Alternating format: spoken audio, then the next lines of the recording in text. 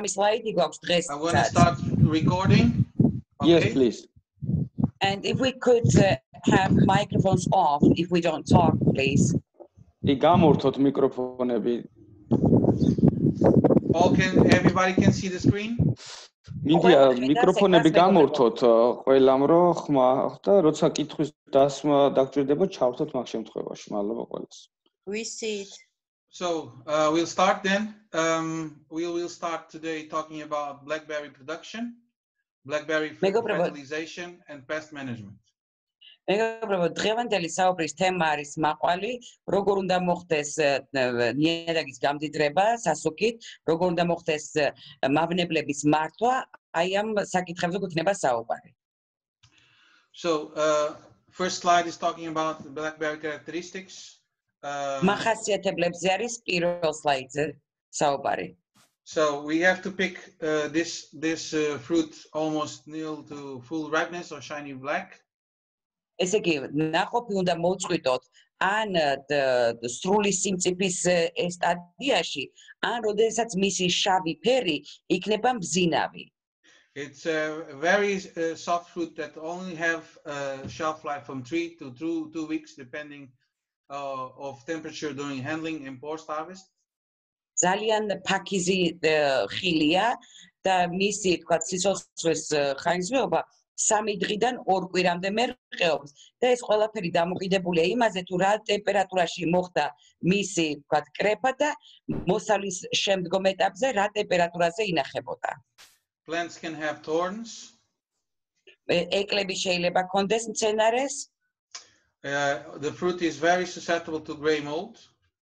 და ნაცრისფერი, თქვათ, ობის მიმართ არის მოწყვლადი, იოლად ემართება ამ მცენარეს. And blackberry ნაცრისფერი სიდამპლე. სიდამპლე, დიახ. Blackberry can be very susceptible to reversion. That's when the fruit is black but returns to red after picking. Right. და მაყვალს ახასიათებს მეგობრებო რეტროაქტიული, თქვათ, ცვლა უკან. შეიძლება მოვკრიფოთ ნაყოფი როცა შავია და შემდეგ გაწითლდეს, ანუ უკუსვლა დაიწყოს. Second slide, we talk about the blackberry types, the fruiting habits. So the species name is called Rubus fruticosus. We have two types. ამ სლაიდზე უკვე საუბარი არის მაყვლის სახეობებზე, რა ჩვევები გააჩნია ამ ნაყოფს და სახეობას და ჯიშს, რომელსაც ვიხილავთ, არის Rubus fruticosus. There's two types of raspberries, floricane types, which we can include Loch Ness, Triple Crown, Chester, Oashito, and Arapau. There's several others. It means that only crops in the second year all cane, fruits on the laterals in early summer. Right. ესე იგი, ორი სახეობა არსებობს, არის ფლორიკანის ტიპის და არის პრიმოკანის ტიპის. ფლორიკანის ტიპს მიეკუთვნება Loch Nessi, Triple Crown, Chesteri, Arapola და ასე შემდეგ და ნაყოფი მეორე წელს მოდის ამ მცენარეზე. და გვერდითი ყლორტებიც გააჩნია ყოველ ადრეულ გაზაფხულზე. So the other type is a primocane type called the most famous ones are coming from University of Arkansas called Primac Giam, Primac 45, Traveling Freedom. This is where the first genetics that have primocane fruiting is coming from. This type can be suitable for double cropping. It means that you can pick 2 times a year, 2 cycles per year, crops in the first year in the late summer or fall. So it means that you have to plant around March, April, and then you pick on the autumn or summer, end of the summer, and you can pick the second time the following year. მეორე სახეობა არის პრიმოკანის ტიპი. ეს ჯიშის სახეობა მომდინარეობს არკანზასის შტატიდან.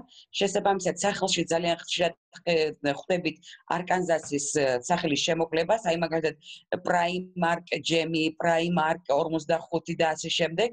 ეს სახეობა იმით გამოირჩევა, რომ წელიწადში 2 ჯერ იძლევა ნაყოფს, 2 ციკლი აქვს წლის განმავლობაში.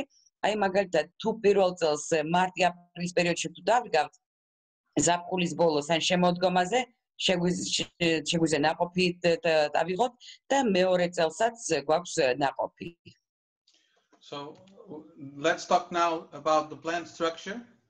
ეხლა ვისაუბროთ მცენარის სტრუქტურაზე. So the blackberry, it's a biennial crop production. It means that it takes 2 years, especially the floricanes, to get matured. First year of growing takes 9 to 10 months to have a plant, and then the plant gets matured and it will fruit on the next year.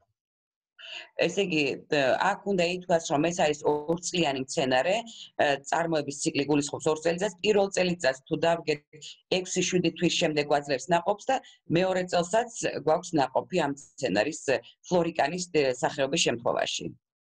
Here where I have the mouse pointer, this is the primer cane, so with first year canes. აი ეს მაგალითად მეგობრებო, რომელსაც ლაზერით ვათითებ, ეს არის ძირითადი ყლორტი, რომელსაც პირველ წელს გვაძლევს ეს მცენარე. This here where I have the arrow of the mouse, it's the crown. აი აქ ისრით გაჩვენებთ, სად არის გვირგვინი მცენარის. Here where I have this mouse pointer, you can see some fruits already. So the fruits are holding on the fruiting lateral. So this is the floricane, is the second year cane. აი აქ უკვე ნაყოფისაც ჩანს და სადაც გაჩვენებთ ეკრანზე, ეს უკვე არის მეორე წლის ნაზარდი, სადაც ფლორიკანის სახეობაა და ნაყოფი უკვე გვაქვს, როდესაც აი გვერდით ყლორტებზე ხედავთ უკვე რომ ნაყოფი მოგვცა მცენარემ. After this, we can see here where I have the pointer. See, it's a sucker. It's a shoot coming from the root. So here, from the crown, it's coming a root that have a root bud that's growing to a sucker. This is going to be a new plant. Right. აი ახლა უკვე ახალი მცენარე ამოყარა, როგორც ხედავთ, გვირგვინიდან წამოიღო ფესვი და ყლორტი გაიკეთა. ეს იქნება უკვე თავისი არსით ახალი მცენარე. The other way to make plants, this is primer cane, and this primer cane, if it touches the soil, it will get roots, and from here it starts a new plant to grow. Right. მარცხენა მხარეს პრიმოკანის სახეობას გაჩვენებთ, ესე იგი გაჩნია, თქვათ, რაქცევით ხასიათდება მცენარე, თუ მიწა შეეხო ყლორტი ამონაზარდი მიწიდან გვირგვინიდან, მან შეიძლება ახალი მცენარე მოგვცეს, როგორც ამ შემთხვევაში მაგალითად ნახასზე. Today I will be focusing on floricanes because it's the typical blackberry type that you have in Georgia. Now we're going to Yes. მე დღეს საუბარი მექნება ძირითადად ფლორიკანის სახეობაზე, იმიტომ რომ ეს არის მეტწილად გავრცელებული საქართველოში. So here we can see the types of blackberries that we can find in nature and also in commercial nurseries. So we have the erect type, the semi-erect, and the trailing one. Right. აი აქ უკვე აი ამ სლაიდზე ვხედავთ იმ სახეობებს, რომლებიც გავრცელებულია ბუნებაში და ასევე კომერციულ სანერგე მეურნეობებში. სამი სახეობის, სამი ტიპის ქცევით გამოირჩევა მაყვალი. პირველი არის გამართული, მეორე არის ნახევრად გამართული და მესამე არის მიწაზე გაწოლილი.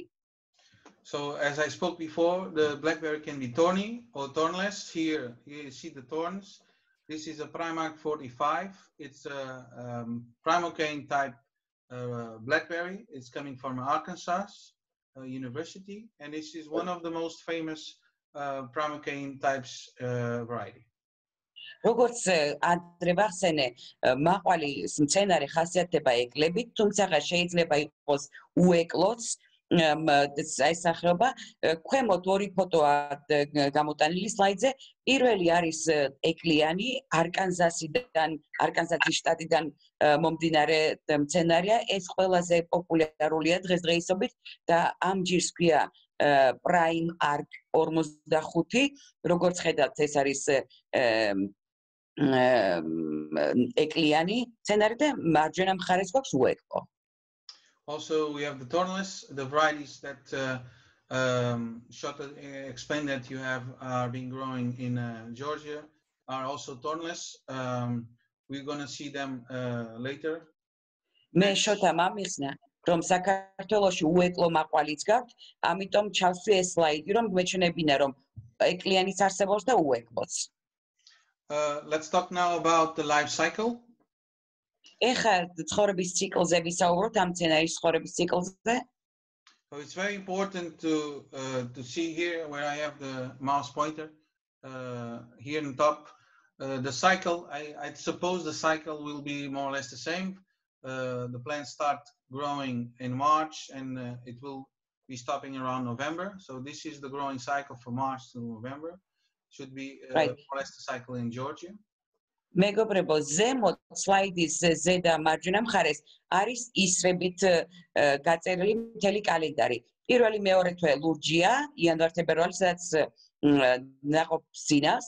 მესამე თვიდან აი ამ სქემაში მარტიდან იღვიძებს და იწყებს ცხოვრებას მცენარე, მარტიდან ნოემბრის ჩათვლით, ჩემი მოლოდინით საქართველოშიც ასეა, საერთაშორისო თქვა დაკვირვებით ასეა, მარტიდან ნოემბრის თვემდე ამ მცენარეს ღვიძავს. So here we have a little map from Arkansas where they can say that estimation of chilling hours, and I put here in Celsius degrees.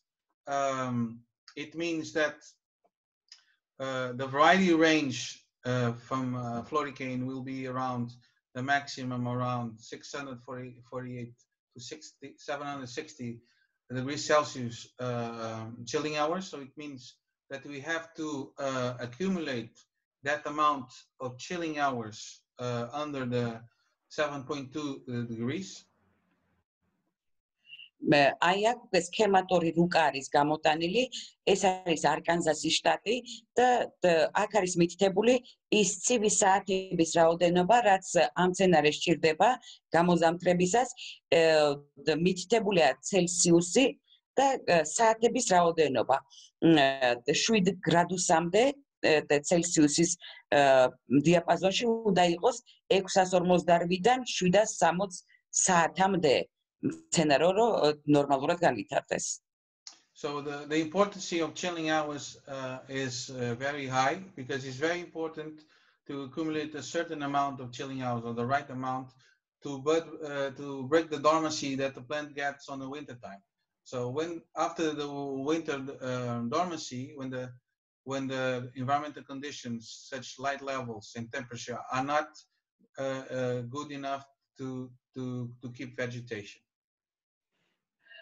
I am ცივ საათების რაოდენობას ძალიან დიდი მნიშვნელობა აქვს, იმიტომ რომ საკმარისი და სწორი რაოდენობის ცივი საათები უნდა ჰქონდეს მცენარეს სწორი განვითარებისთვის, იმისათვის რომ მთელი ეს რეზერვების აკუმულირება, დაგროვება მოახდინოს ზამთარში, როდესაც ძინავს, როდესაც გამოზამთრების პერიოდი აქვს და შემდეგ უკვე ზამთრის დასრულების შემდეგ მოახდინოს გარემო პირობების შესაბამისად გამოღვიძება და განვითარება. So in this moment of the year, the winter time, it's when the plants accumulate reserves, and particularly in the roots. ზამთრის პერიოდში მცენარე ახდენს რეზერვების დაგროვებას, აკუმულირებას და ეს განსაკუთრებით მნიშვნელოვანია ფესვისთვის, მცენარის ფესვის განვითარებისთვის. So next slide is about the crop stages. So if we have a cycle starting from March to August, we'll find here where I have the arrow of the mouse, the bud. So it will correspond to March. Start the bud to swell. მეგობრებო, ამ სლაიდზე წარმოდგენილია ნაყოფის სხვადასხვა ეტაპი. ჩვენ ვიწყებთ ესე იგი გამოღვიძებას მარტში. პირველ კოკორს იკეთებს მარტის პერიოდში, ეს არის რო გაჩვენებთ მარცხენა მხარეს პირველი ფოტო. So in between March and April we start to have vegetative growth, and after the vegetative growth starts, we're going to have the fruiting lateral to grow and show the first flowers. So the tight bud. მარტიდან აპრილის პერიოდში იწყება ვეგეტაციური პროცესის განვითარება და უკვე აი ამ თვეებში ვხედავთ რომ გვერდითა ყლორტებზე ისხამს მცენარე ამ კოკორს და გვაძლევს აი ესეთ მკვრივ კოკორს. So through this months the plant starts it keeps developing, and then we're going to have the popcorn stage. That's when you start to see the flower bud open. And that will follow with the open flower in June, July, August. Right. ესე იგი შემდეგ აი ამ პერიოდში ვაკვირდებით რომ ეს მკვრივი კოკორი ნელ-ნელა ეს ნახტომისებურად იწყებს გახსნას. ამას პოპკორნის ეტაპს უწოდებთ, იმიტომ რომ ბურბუშელასავით იწყებს უკვე ეს კოკორი გახსნას და ივნისისთვის გვაქვს უკვე ღია ყვავილი. ეს მეოთხე ფოტო ამ სლაიდზე. So it's very important between the tight bud, the popcorn stage, and open blossom or open flower that we have good weather conditions. One of the things it's we have to be aware is where we plant. If we have conditions to have spring frost, we have to think about what we can do to protect the crop, to avoid frost. And just as an information, the damage starts on these stages under -2.78. აი ამ ოთხივე ფოტოზე ძალიან კარგად ჩანს რომ კოკრის გაკეთებიდან და ყვავილის გახსნამდე ძალიან აქტუალურია ეს ოთხი ეტაპი, იმდენად რამდენადაც გარემო ფაქტორები უნდა იყოს ხელშემწყობი, გაზაფხულზე მოყინვისგან რო დავიცვათ მცენარე შესაბამისი თქვათ მექანიზმები უნდა კონდეს ჩვენს მეურნეობაში, მინიმალური ტემპერატურა რომელიც აზიანებს აი ამ ეტაპზე მცენარეს არის -2.7 გრადუსი ცელსიუსით. Following the crop life cycle and profile. So right. March, April, May, June, July, August. It would be from flower, the stage that we can have between June, July, or August, depends the variety that we are working with. From the flower open until the ripe fruit, it takes 35 to 45 days. მეგობრებო, აქ გრძელდება ამ სლაიდზე წინა სლაიდის თემატიკა. საუბარი გვაქვს კვლავ ნაყოფის განვითარების ეტაპებზე და პროფილზე. აი აქ უკვე ყვავილის გახსნიდან რა ხდება, შემდეგი ეტაპია განხილული. მარტი, აპრილი, მაისი, ივნისი, ივლისი, აგვისტოს თვეებია განხილული. გააჩნია სახეობას და ჯიშს, რა თქმა უნდა, მაგრამ ყვავილიდან მწიფე ნაყოფამდე მცენარე სჭირდება 35-დან 45 დღე. So here we have the harvest period can be minimum 4 weeks. Normally, if we're talking about 4 weeks, it's very concentrated, the picking and the harvest, and it can go to 7 weeks when the fruiting and the ripening of the fruit is scattered on the time. So it's not coming at the same time. Right. The მოსავლის აღება ძირითადად 4-დან 7 კვირამდე მერყეობს. 4 კვირა თუ გვაქვს მონიშნული, ესე იგი ძალიან კონცენტრირებული უნდა იყოს კრეფა მაყვლის, მაგრამ თუ არის ფრაგმენტული, თუ ზოგ ბუჩქზე ადრე მწიფდება, ზოგზე გვიან, მაშინ შეიძლება ეს პროცესი 7 კვირამდე გაიწელოს.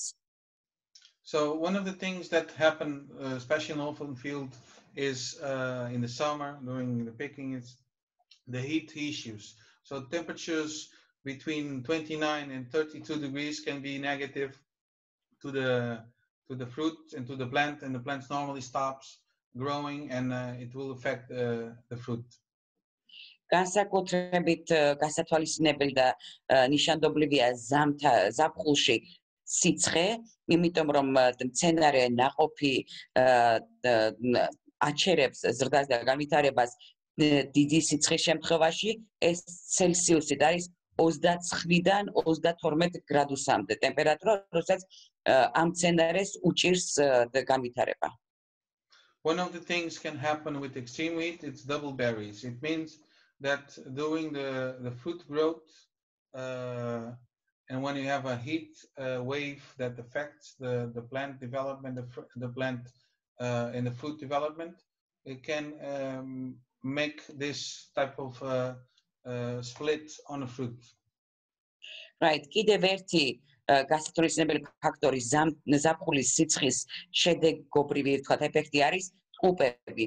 ერთ ნაყოფს არ იძლევა ეს მცენარეები, შეიძლება გაყოს ვთქვათ ერთი ყვავილი და ორი ნაყოფი მოგცეს, ორი ტყუპი მოგცეს ერთის ნაცვლად მაგალითად. ესეც დიდი სიცხის გამო ხდება. Next slide. It's the end of the life cycle. So I take the same picture that I show you how the plant developed. So the fruit cane that's here with this marks over the plant. It's when you stop picking, the tendency of the plant is this cane starts to die. So ამ სლაიდზე მეგობრებო საუბარი არის სიცოცხლის ციკლის დასრულებაზე. იგივე სქემატური ნახაზი მაქვს მცენარის, რომელიც მეორე სლაიდზე გაჩვენებთ დასაწყისში, მაგრამ აქ გადახაზული რაც მაქვს, ეს არის ფლორიკანის ტიპი, ეს არის ის ეტაპი, როდესაც მოვკრიფეთ ნაყოფი და მოკრეფის შემდეგ ეს ყლორტი კვდება. So what we have to do after the plant stops, we stop picking. We have to remove this floricane that have to make the production for us. So we have to mow down and remove it from this close to the ground. Right. ეხლა რას ვაკეთებთ ამ შემთხვევაში? როდესაც ამ ყლორტმა ფლორიკანის სახეობის ამ ყლორტმა მოგცა ნაყოფი და მივხვდით რომ უკვე დაასრულა მან სიცოცხლე და განვითარება, უნდა გადავჭრათ ძირთან ძალიან ახლოს. So sometimes we pick early, so we have to do this in July, August, depends on the variety. If we are picking end of picking September, October, November, we have to do it remove this cane, and the new primer cane we have to trellis them or help them to be trained and to be in a position that we can have a good vision of the fruit the next season. და გააჩნია პრინციპში როდის ვკრებთ ნაყოფს, შეიძლება იყოს ეს იყოს ივნისი, ივლისი, აგვისტო ან სექტემბერი, ოქტომბერი, ნოემბერი. თუ აგვისტომდე დავასრულებთ მოკრეფას, მაშინ აგვისტოში გადავჭრით ამ მკვდარ და უსიცოცხლო ყლორტს, ან თუ სექტემბერ, ოქტომბერ, ნოემბერში გვასწრებს ნაყოფს, მაშინ ნოემბრის ბოლოს მოვახდენთ გადაჭრას და მარცხენა მხარეს უკვე პრიმოკანის სახეობას ვაძლევთ განვითარების საშუალებას და შევეცდებით რომ მიწაზე გავუშვათ ისე რომ კარგი აერაციაც გქონდეს, კარგი სხივებსაც კარგად ხედავდეს და განვითარება იმ გზით გააგრძელოს, რომელიც ჩვენთვის არის სასურველი. Okay. Next slide we're going to talk about soil requirements. ამ სლაიდზე საუბარი არის ნიადაგის მიმართ ნიადაგი რა მოთხოვნებს უნდა აკმაყოფილებდეს. So the most important thing for a blackberry soil preparation is to make sure that our soil pH it's more around 6 to 6.8. თავარი ის არის რომ უნდა უზრუნველყოთ რომ ჩვენი ნიადაგის pH-ის დონე იყოს 6-თან ახლოს. 6 ან 6 და 8-მდე აი ამ დიაპაზონში. Blackberries also like good soil drainage. So the sandy loam types are the more interesting to grow the blackberries. მაყვლის უყვარს ისეთი ნიადაგი, რომელშიც დრენაჟი თავისუფლად ხდება, ამდენად სილიანი ნიადაგი არის მისთვის მისწრება. Organic matter around 2 to 3% are the most interesting for this growing, for the growing in the blackberry. ყველაზე სასურველი კონდიცია ორგანული მასალისთვის არის 2-დან 3%-მდე, რომ მაყვალი კარგად გამიტარდეს ამ ნიადაგზე. So the soil C that we should find in our soils should be around 0.2 to 0.4 millisiemens per centimeter. ეს არის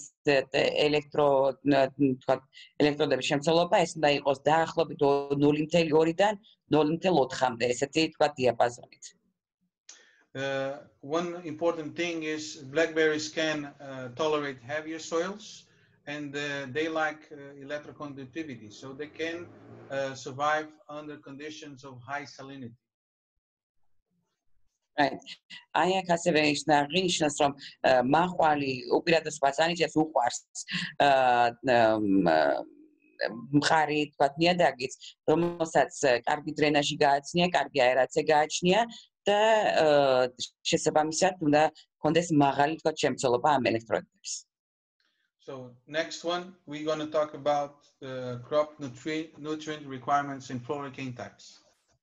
ამ სლაიდზე უკვე საუბარია ფლორიკანის ტიპის, ფლორიკანის სახეობის მცენარისთვის, მაყვლის მცენარისთვის რა საკვები ელემენტებია საჭირო.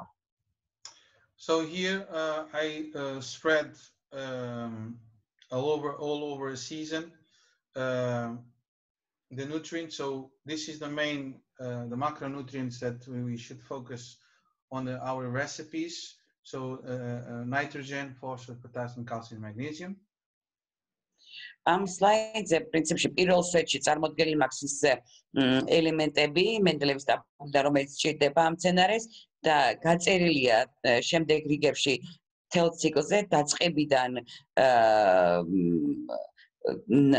ნაყოფის მოკრეფამდე რა დოზით სჭირდება ეს ელემენტები, კალციუმი, კალიუმი, ფტორი, მაგნიუმი, ყველა თქვა ელემენტი, რომელიც ამ მცენარეს სჭირდება, ის არის მითებული და შესაბამისი დოზები, შესაბამისი ეტაპებისთვის. So here we have 4 stages: the start stages, the flowering, the first fruit, so beginning fruiting, and also start picking. Right, 4 ეტაპი მაქვს გამოყოფილი, მეგობრებო.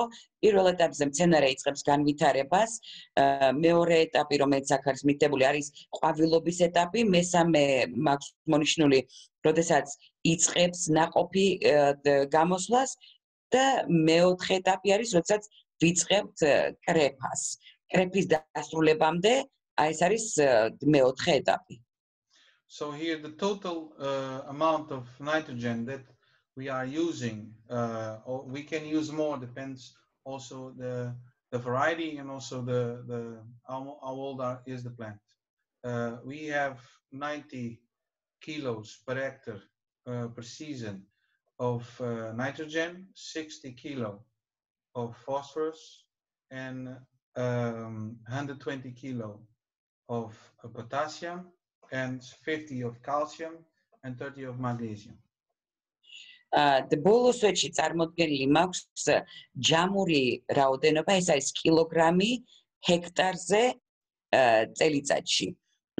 ყველა კონკრეტული თქვათ ელემენტი არის დათვლილი, სხვადასხვა ეტაპებზე რაც გამოვიყენეთ ის დაჯამებული მაქვს, აი მაგალითად პირველი ელემენტი წელიწადში უნდა წელიწადში ჰექტარზე უნდა იყოს 90 კილოგრამი, მეორე 60. პირველი არის აზოტი, მეორე არის ფოსფორი, კალიუმი, კალციუმი და მაგნიუმი.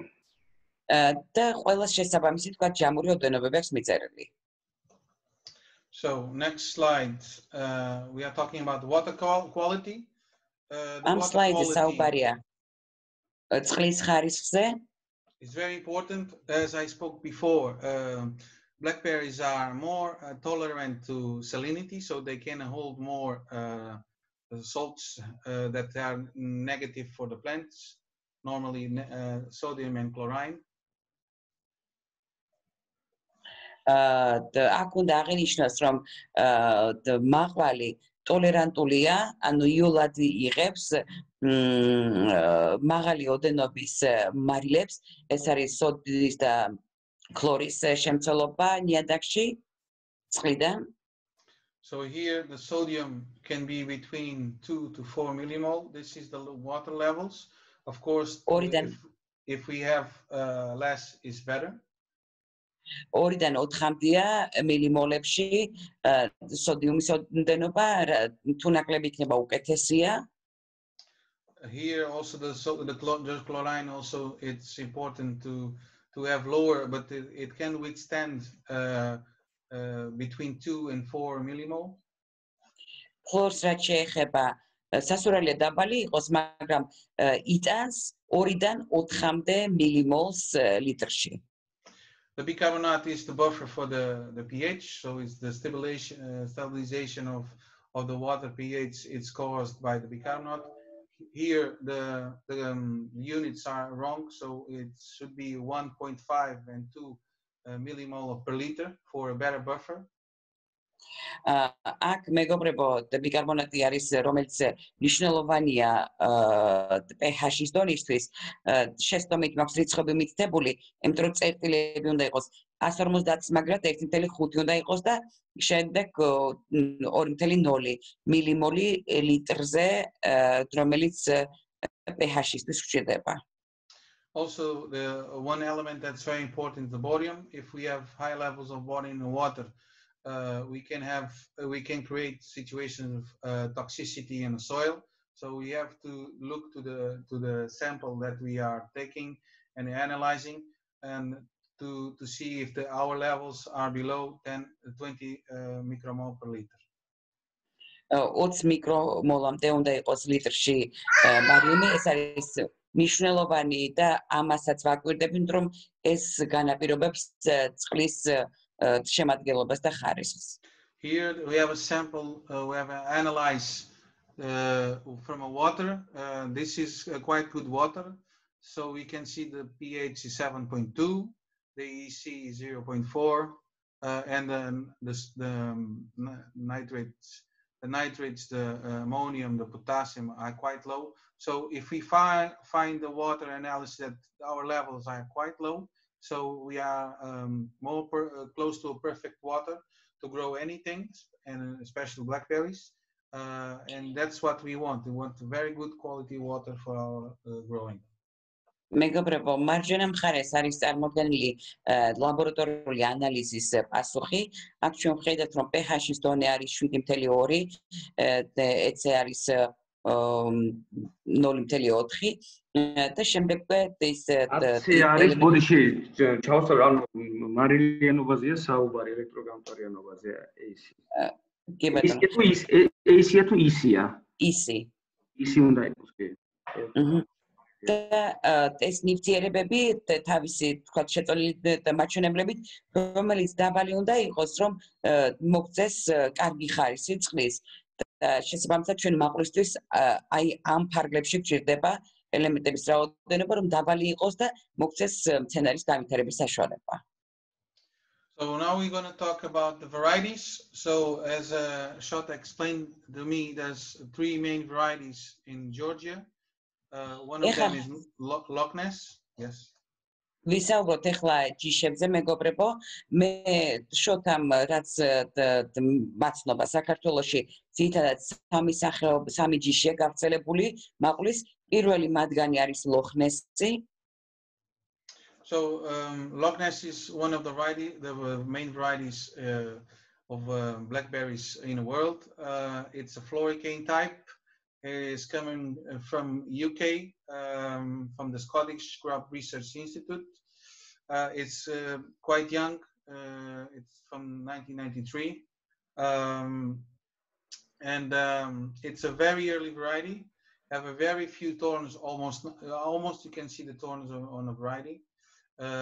It can start producing in May, earliest one, and some climates can start July, August, depends if you are growing close with the lower chill areas or higher chill areas in the mountains.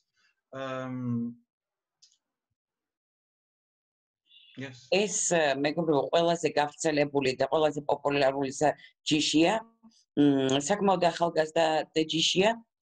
Loch Ness-ი მოგეხსენებათ შოტლანდიური ფენომენია და ეს ჯიშიც გამოყვანილი იქნა შოტლანდიის მცენარეთა კვლევითი ინსტიტუტში 93 წლიდან გვაქვს ეს სახეობა. უეკლოა, ძალიან ცოტა ეკალი აქვს პრინციპში და ადრეულ მაისში გვაძლევს ყვავილს გაჩნია რა პირობებში გამოყავს და სიცივის თქვათ რაოდენობა დღეების რაოდენობა როგორია. So these varieties have a very good Brix, a very good eating variety. In Europe, it's mainly used for early production on spring, especially in Spain. It's used as a long cane production, so it means the plants are coming from a cold store and planted in December or January to produce early April and May.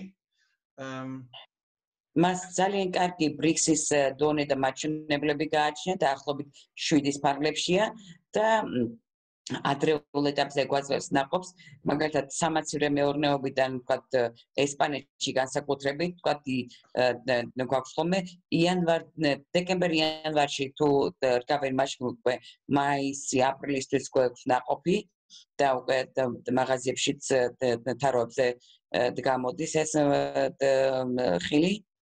ჩავამატებ თუ შეიძლება რომ ანუ ლონგ-კეინი რას ნიშნავს? ეს არის მიმართულება რომელიც უკვე დაახლოებით 2 მეტრიანი სიმაღლის ქოთნებში დარგული მცენარეა, რომელსაც შედებენ მაცივარში, დააგროვებენ ჩილინგ საათებზე რო იყო ცივ საათებზე -7 გრადუსზე, დაახლოებით 650-700 საათამდე დააგროვებენ მას საწყვირთი მომწიფდება მაცივარში, უფრო ადრე გამოიტანენ, გააღვიძებენ, სათბურებში გადააქვთ და 2 თვით ადრე აქვს მოსავალი, ვიდრე თქვა სტანდარტულ შემთხვევაში.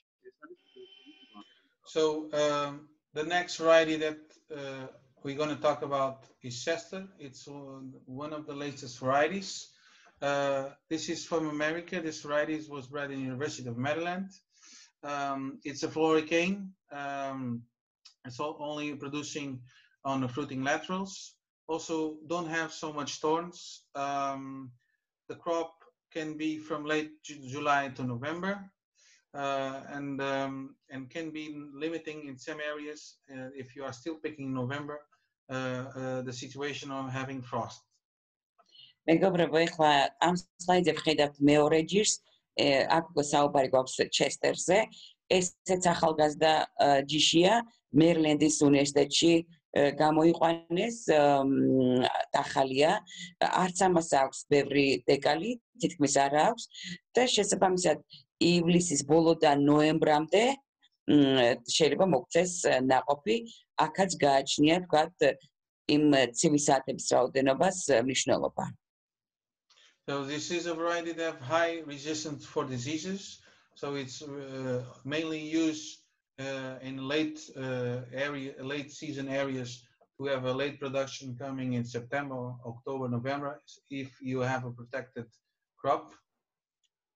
Am ჯიშს ის თვისება გააჩნია, რომ ძალიან რეზისტენტულია დაავადებების მიმართ, ანუ ნაკლებად ინფიცირდება, ნაკლებად ავადდება და თუ მაგალითად გვიან ეტაპზე დეკემბერ-ნოემბერში თქვათ შესაბამის პირობებს შეუქმნით, გვაძლევს უკვე ადრეულ ნაყოფს. The next variety that was commented to me that it's also common in Georgia. It's Triple Crown. This is perhaps in between. It's between the Loch Ness and the Chester. So it's a mid-season variety. ეხლა ამ სლაიდზე უკვე მესამე ჯიში გვაქვს გამოტანილი, Triple Crown-ი, თარგმანში ნიშნავს სამგვირგვინოსას. ეს არის ლოხნესსა და ჩესტერს შორის. მათ შორის, ანუ იმის და ამის შუაში გვაძლევს ნაყოფს. შუა სეზონზე უკვე გვაქვს მაყვალი ამ ჯიშის შემთხვევაში. These fruits are quite sweet and with a glossy black color. Am ჯიშის ნაყოფი უფრო ტკბილია და უფრო პრიალა აქვს ზედაპირი. Now we're going to talk about the types of technology that can be used besides the open field.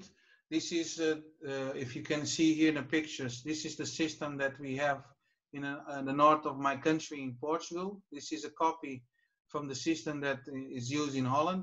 They call the rain cover, the rain shelter. Am slide-ზე მეგობრებო უკვე საუბარი გვაქვს ტექნოლოგიების სახეობებზე, რომელიც გამოიყენება მაყვლის მოსაყვანად. აქ საუბარი გარდა ღია გრუნტისა გვაქვს აი ესეთი ტექნოლოგიებიც. ჩრდილოეთ პორტუგალიის მაგალითი და ფოტოები მომყავს. თუმცა აქ ჩვენ ეს ტექნოლოგია დავესესხეთ ჰოლანდიელებს და ეს ბუჩქები დავფარეთ საჭმარებით.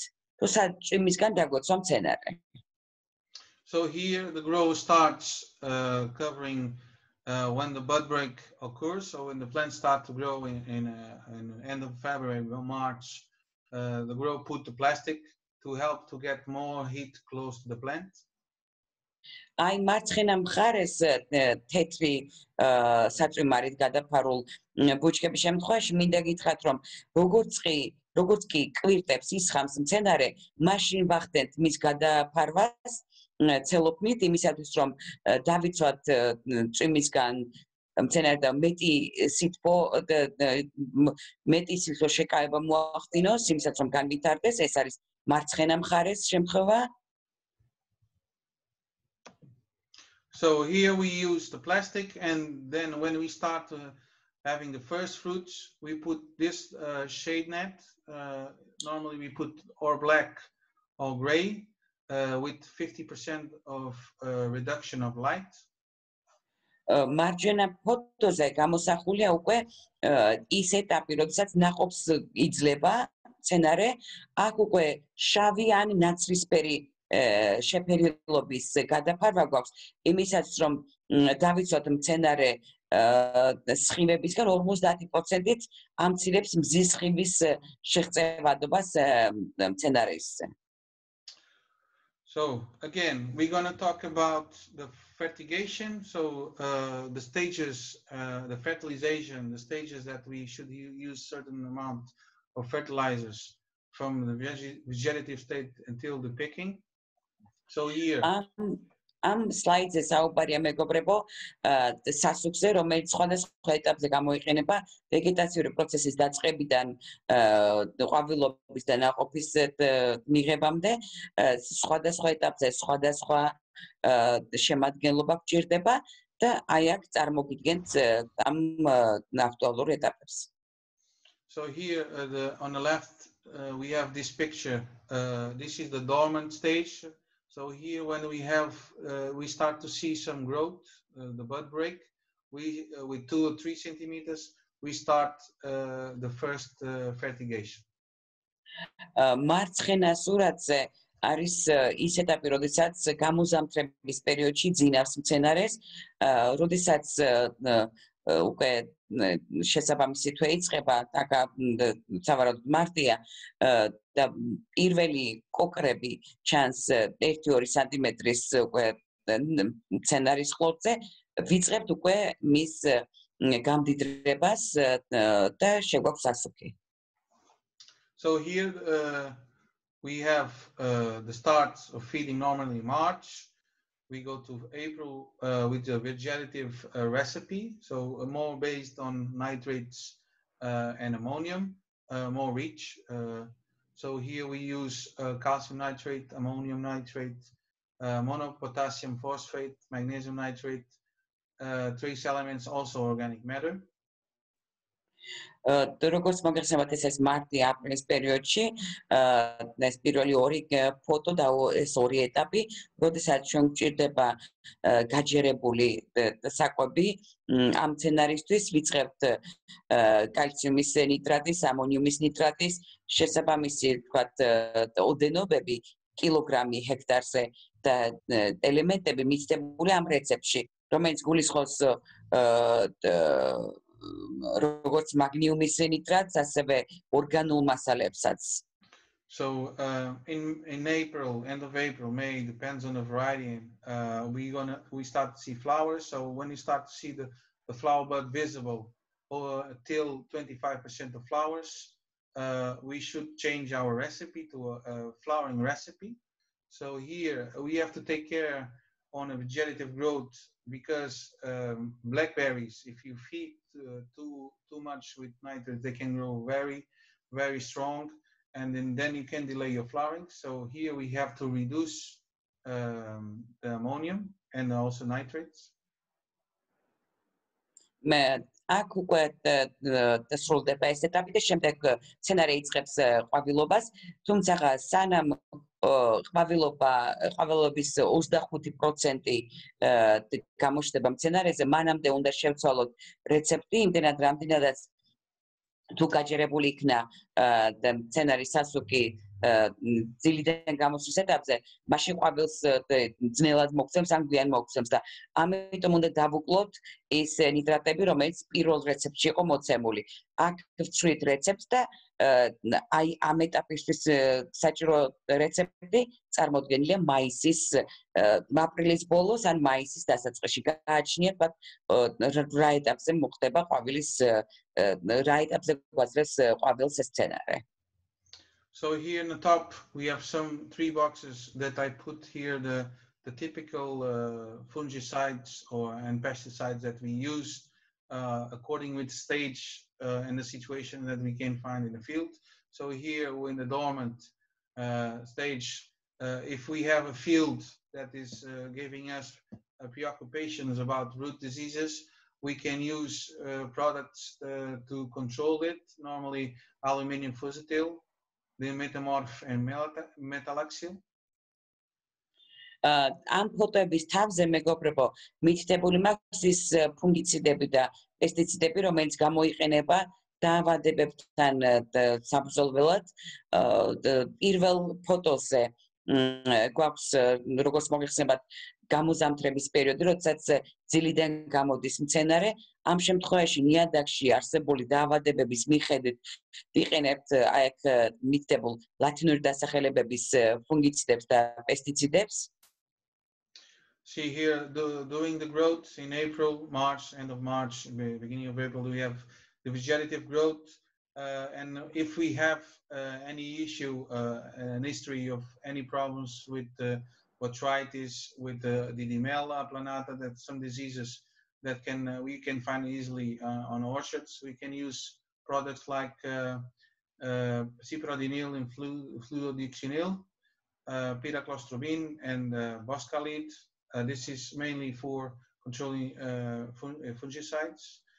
Abamectin, azathiox, and chlorphenazine are for spider mites. Sometimes on these stages we're going to find some spider mites starting, and some caterpillars with Bacillus thuringiensis is also an option to control it. აპრილის ბოლოსკენ მაისის დასაწყისში, როდესაც ვეგეტაციური პროცესი სრულ ფაზაშია და ყვავილობასაც იწყებს ეს მცენარე, შესაბამისად იმ ისტორიიდან გამომდინარე თუ რა დაავადებებით გამოირჩეოდა ესა თუ ის თქვათ ნიადაგი, სოკოვანი დაავადებების, ასევე მწერების და ობობებისა და კალიების შემთხვევაში ის ლათინური დასახელებებით მონიშნული წამლები გამოიყენება, რომელიც ამ მცენარეს სჭირდება. ხადია, ობობებში გულისხმობს ტკიპას. Aha. So here the flowering, it's very important here to protect our crop against botrytis, because as I mentioned, it's very susceptible to botrytis, the fruits. So if you are growing in open fields, we have to be aware that we have to spray, especially from all the period of flowering against botrytis. The მაისის ეტაპზე, მაისით მონიშნულ ეტაპზე მესამე ყვავილობას რო იწყებს მცენარე, აქ ჩვენ ყველაფერი უნდა გავაკეთოთ იმისათვის, რომ ოტისგან დავიცვათ მაყვალი და გამოიყენება აი ეს მითითებული შეწამლის საშუალებები.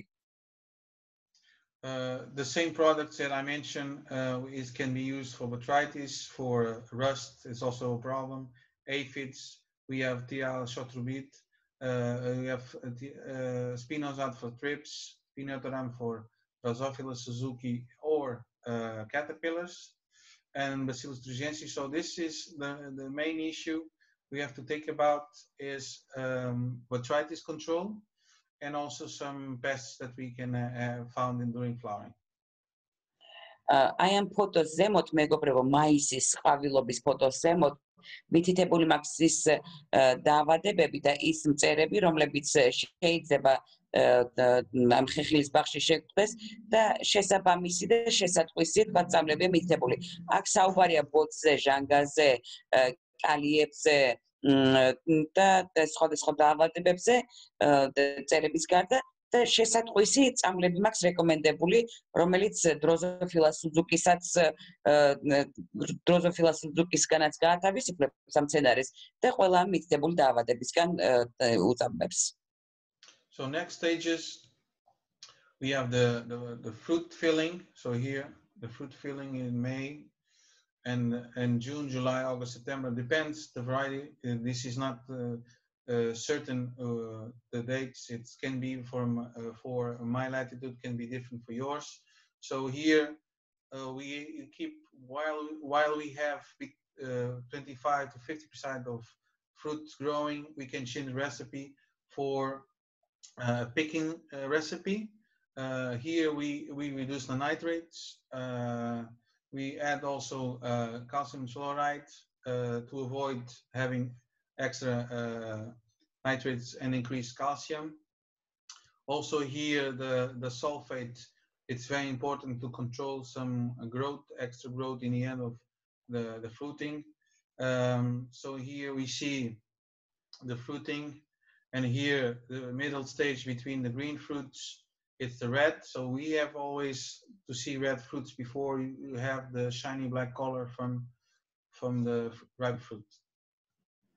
ამ სლაიდზე მეგობრებო გრძელდება წინა ეტაპებიდან უკვე გადავდივართ ყვავილობის ეტაპიდან გადავდივართ ნაყოფზე.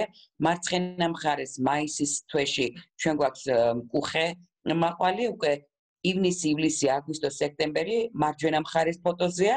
აქ სანამ გაშავდება ნაყოფი, სანამ სრულ სიმწიფეში შევა, მანამდე ყველა ვარიანტში დაუცლებად გვაძლევს წითელ ფერს, რომელიც მკუხობიდან გადადის შუა ეტაპზე სიმწიფემდე. აქ ჩვენ ვცვლით იმ რეცეპტს, რომელიც გამოიყენება ნიადაგის გამდიდრებისთვის. სასუქი შეგვაქვს უკვე განსხვავებული იმისაც, რომ მწიფობისთვის მოვამზადოთ მცენარე, კალციუმის შემადგენლობაც, ქლორიდების, სულფატებიც იცვლება, დოზირება იცვლება, იმისაც, რომ იმ წინამორბედი ეტაპებიდან გადავიდეთ ამ ეტაპისთვის საჭირო სასუქების დოზაზე და დოზებზე და შემადგენლობაზე. So here on the top we have the two boxes that I make a resume, very short information about what type of chemicals we should use if we have some issues. Normally we have to be careful what we use during the stages of green fruit, because we don't run residues on fruits or high residues. So try to control everything that you find before you have green fruits as much as you can to limit the residues of pesticides on the fruit. The ფოტოების ზემოთ ამ სლაიდზეც წინა სლაიდის მსგავსად მეგობრებო გვაქვს ის ქიმიური ნივთიერებები, რომელიც ჩვენ გვჭირდება დაავადებებთან და მწერებთან საბრძოლველად. თუმცა მარცხენა მხარეს მაისის თვეში, როდესაც მკუხე გვაქვს ნაყოფი, ძალიან დიდი სიფრთხილით უნდა გამოვიყენოთ ეს ქიმიური ნივთიერებები, იმიტომ რომ ნარჩენი არ იყოს ნაყოფში. იმიტომ რომ ეს ქიმიური ნივთიერება, რომელიც ჩვენ გვჭირდება დაავადების და მწერისთვის, შეიძლება დაილექოს, თუ ჭარბი იქნება რაოდენობა, შეიძლება დაილექოს ნაყოფში, რაც არ გსურს რომ მოხდეს. ამიტომ დიდი სიფრთხილით ვახდენთ შერჩევას ნივთიერებებისაც და მათი დოზებისაც. So during picking, we have normally found problems as strips and especially aphids, and the Rhodophyta Suzuki normally starts to appear when we forget fruit on the field or we are not picking on time. So here we have to focus on controlling this tree, especially Drosophila Suzuki, thrips, and aphids. მარჯვენა მხარეს გამოსახულ ფოტოზე უკვე როგორც ვიცით დგას ივნისი, ივლისი, აგვისტო, სექტემბრის თვეებია. აქ ჩვენთვის ძალიან მნიშვნელოვანია თრიფსი და აფიდები, იმიტომ რომ და ასევე სუზუკი, დროზოფილა სუზუკი.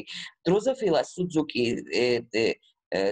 შეიძლება გამოჩნდეს მაყვლის ბუჩქებში, თუ ჩვენ მაგალითად დაგვაგვიანდა მოკრეფა ან დაგვრჩა ნაყოფი მცენარეზე. აი ამ ეტაპზე შეიძლება მიეტანოს დროზოფილა სუზუკი ნაყოფს. და ფოტოს ზემოთ არის მითითებული ის ნივთიერებები, რომელიც ჩვენ გვჭირდება ამ კონკრეტული შემთხვევაში. Okay, we go to the diseases and pests.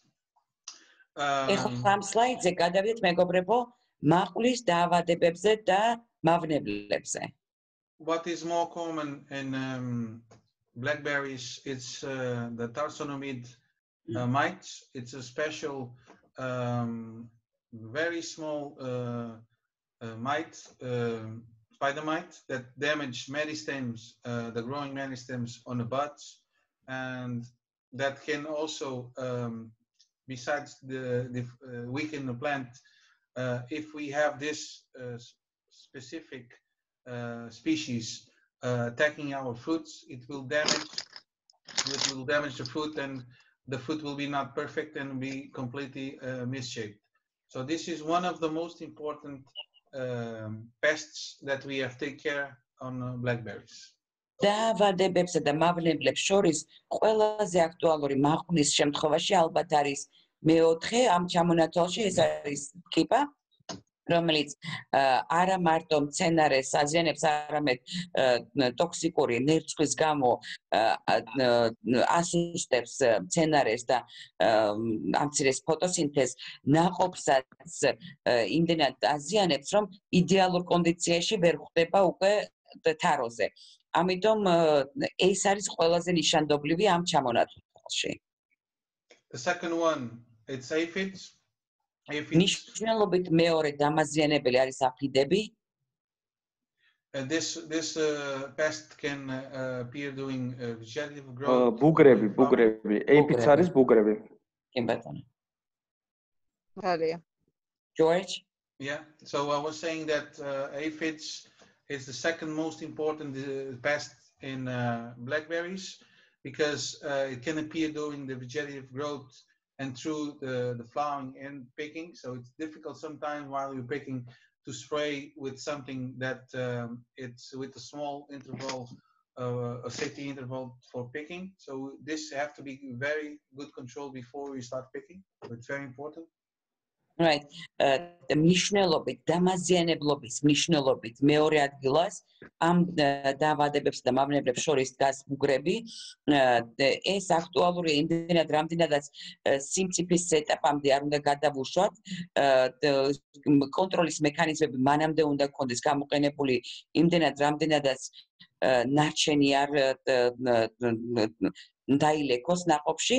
ამიტომ შესაბამისი თქვათ მექანიზმები მანამდე არსებულ სტადიებზე უნდა გამოვიყენოთ.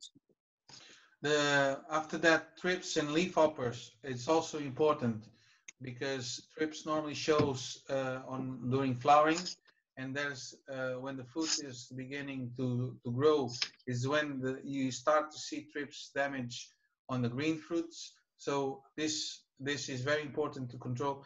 In some countries, it's not a big issue. In the south of Europe, it's very important. The situation, the leafhoppers is also a problem because the feeding habit of the leafhopper leads to injection of toxic saliva. That if the population grows through the cycle, it will make the plants weaker and they will have difficulty to have a good production. So thrips during flowering is very important to control, and leafhoppers to avoid the population to grow during the cycle because they can damage the plant. თავიანთი დამაზიანებლობით მიხედვით შემდეგ ადგილებზე არიან თრიფსი და კალიები. ტრიფსი საზიანოა იმდენად, რამდენადაც ის ყვავილობის სტადიაში გამოჩნდება და ის აზიანებს როგორც ყვავილს, ასევე მკვახე ნაყოფს, ხოლო კალია თავისი მასშტაბით არის ცუდი, იმდენად, რამდენადაც დიდი პოპულაცია თუ შეესია ამ ბუჩქებს, მათ იმდენად ტოქსიკური ნერწყვი აქვს, რომ თუ მოხდა ინექცია ნაყოფში, შეიძლება დააზიანოს მაყვალი. ზოგიერთ ქვეყანაში ეს პრობლემას ნაკლებად წარმოადგენს, მაგრამ აი სამხრეთ ევროპაში ჩვენთან ეს არის ყველაზე ერთ-ერთი აქტუალური დაავადება და მავნებელი. Leafhoppers normally it's found in vineyards. So if you are close to a vineyard, you can have during your if you have a blackberry crop, you can start to see a lot of leafhoppers close to your plants. კალიებით ეტანებიან ვენახებს, მეგობრებო, და თუ ჩვენი მაყვლის ბუჩქები გაშენებული გვაქვს ვენახთან ახლოს, მაშინ უნდა ველოდოთ კალიებს ჩვენს მეურნეობაშიც, იმდენად, რამდენადაც იქიდან შეიძლება მოხდეს ამ მავნებლის გადმოსვლა ჩვენს ნაყოფსა და ბუჩქებზე. So the next ones, caterpillar and vine weevil, they are common in blackberry crops, but they are not that important. Only if you are growing your crop in a field that was growing corn or other type of crops that it's a permanent crop. Vine weevil can be a problem. Vine weevil or the Japanese beetle is also common. The larvae found on the roots level. So these larvae can damage the roots and it can be a problem. Right. ნაკლებად მნიშვნელოვანია თავის დამაზიანებელი ფაქტორებით, მაგრამ მაინც უნდა ვახსენოთ ეს კალიები, ობი და იაპონური ხოჭო, რომელიც ძირითადად ეტანება სიმინდის ყანებს, მაგრამ აქაც ვხედავთ ჩვენ შემთხვევაში არის აქტუალური და მათ გააჩნიათ ეს ტოქსიკური ნერწყვი, რომელიც აზიანებს ნაყოფს. So in the end, we have Drosophila Suzuki because this is the most important pest that we have for our fruits. It's normally the female can lay an egg, more than an egg on the same fruit. So they prefer ripe fruits, and the larvae can damage the fruit quality on harvest and post-harvest. One thing is very important. This is the most attractive crop for Drosophila Suzuki. So if you have the berry category, you have first the blackberries, next you have the raspberries, the third blueberries, and the last is strawberries. და მივადექით უკვე ყველაზე აქტუალურ მავნებელს, რომელიც მაყვლის შემთხვევაში პირველ ადგილას დგას, ჟოლოებს შორის ყველაზე მეტად მაყვალი უყვარს, ეს არის დროზოფილა სუზუკი, რომელიც ეტანება როგორც ნაყოფს, ასევე კვერცხებს, მწიფე ნაყოფში და ლარვა აზიანებს ნაყოფის ხარისხს, მოსავლიანობას და მოსალის აღების შემდეგ ეტაპზეც არის აქტუალური მავნებელი. მის საყვარელ ფავორიტებს შორის მაყვალი პირველ ადგილზეა, მერე მოდის სხვადასხვა ჟოლოები და თავდება ეს ფავორიტების სია მარწყვით. მაგრამ პირველ ადგილას დგას მაყვალი და ამიტომ ყველაზე მეტად მას უნდა უფრთხოდეთ ჩვენს ბუჩქებში, მაყვლის ბუჩქებში. So we spoke about the pests. Now we're going to talk about diseases. ეხლა ამოვწურეთ აი ამ ჩამონათვალით მარცხენა მხარეს და მავნებლებზე საუბრით და გადავდივართ უკვე დაავადებებზე, რომელიც მაყვლის შემთხვევაში აქტუალური. So the most important disease that we have to take care on a blackberry crop is botrytis or gray mold. პირველი და ყველაზე მნიშვნელოვანი მაყვლის შემთხვევაში არის ბოტი ან ნაცრისფერი ობი. The second one is downy mildew. Downy mildew, it creates a watery mark on the down part of the leaf, so the down page of the leaf, and this can be a very important disease for blackberries also. მეორე ადგილას თავისი მნიშვნელობით დგას უკვე ქვედა ცვარი, რომელიც ქვედა ფოთლებზე წყლის წვეთებივით ნაცარზე საუბრობს, ნაცარი არის და ნაცარი ჭკაკი და წყლის წვეთების ეფექტი აქვს ამას მცენარის ფოთოლზე.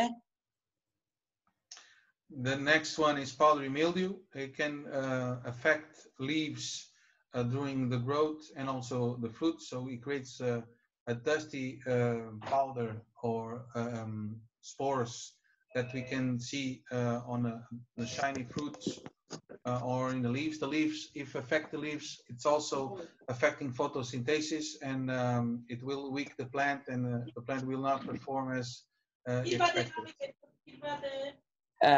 შემდეგი თავისი მნიშვნელობით არის ფხვნილისებრი ნაცარი. ამ შემთხვევაში ჩვენ ვხედავთ როგორც ნაყოფზე, როდესაც მაყვალი პრიალაზე დაპირის მქონე და ზემოდან ნაცარივით აყრია რაღაცა ფხვნილი. ეს არის აი ამ დაავადების შემთხვევა. მას ვხედავთ როგორც ნაყოფზე, ასევე ფოთოლზე. გავლენა აქვს ამ მცენარის ფოტოსინთეზზეც და ასუსტებს ზოგადად და აზიანებს მცენარეს. The next disease, as an important disease, is yellow rust. შემდეგი მიკროფონი თუ შეიძლება გამოვთოთ. შემდეგი დაავადება თავისი მნიშვნელობით არის ჟანგა. This disease is not very common to find in blackberries, but there's ეს არ არის ძალიან გავრცელებული მაღვლის შემთხვევაში. მეგობრებო, მიკროფონი არ არის გამორთული და თუ შეიძლება ხმა შემოდის. ბოდიში ჩავასწორებ, ანუ გასაუბრებ. მიკროფონი გამორთოთ და ანუ დაუნი მილდიუზე წერან ბოდიში ამერია ფაუდერი, ერთი არის დაუნი მილდიუ არის ჭკაკი და ფაუდერი არის კიდევ ნაცარი. აი ზემოთ რო არის ამ დაუნი არის ამ შემთხვევაში კი ბატონო, მაშინ ტელეფონს ნინოს თხოვოთ ჩიორელს რომ მიკროფონი გამოვთოს. Hello? We have a member from the audience with microphone on. Yes, I can see that. Yeah, I can't hear you. She's on the phone apparently.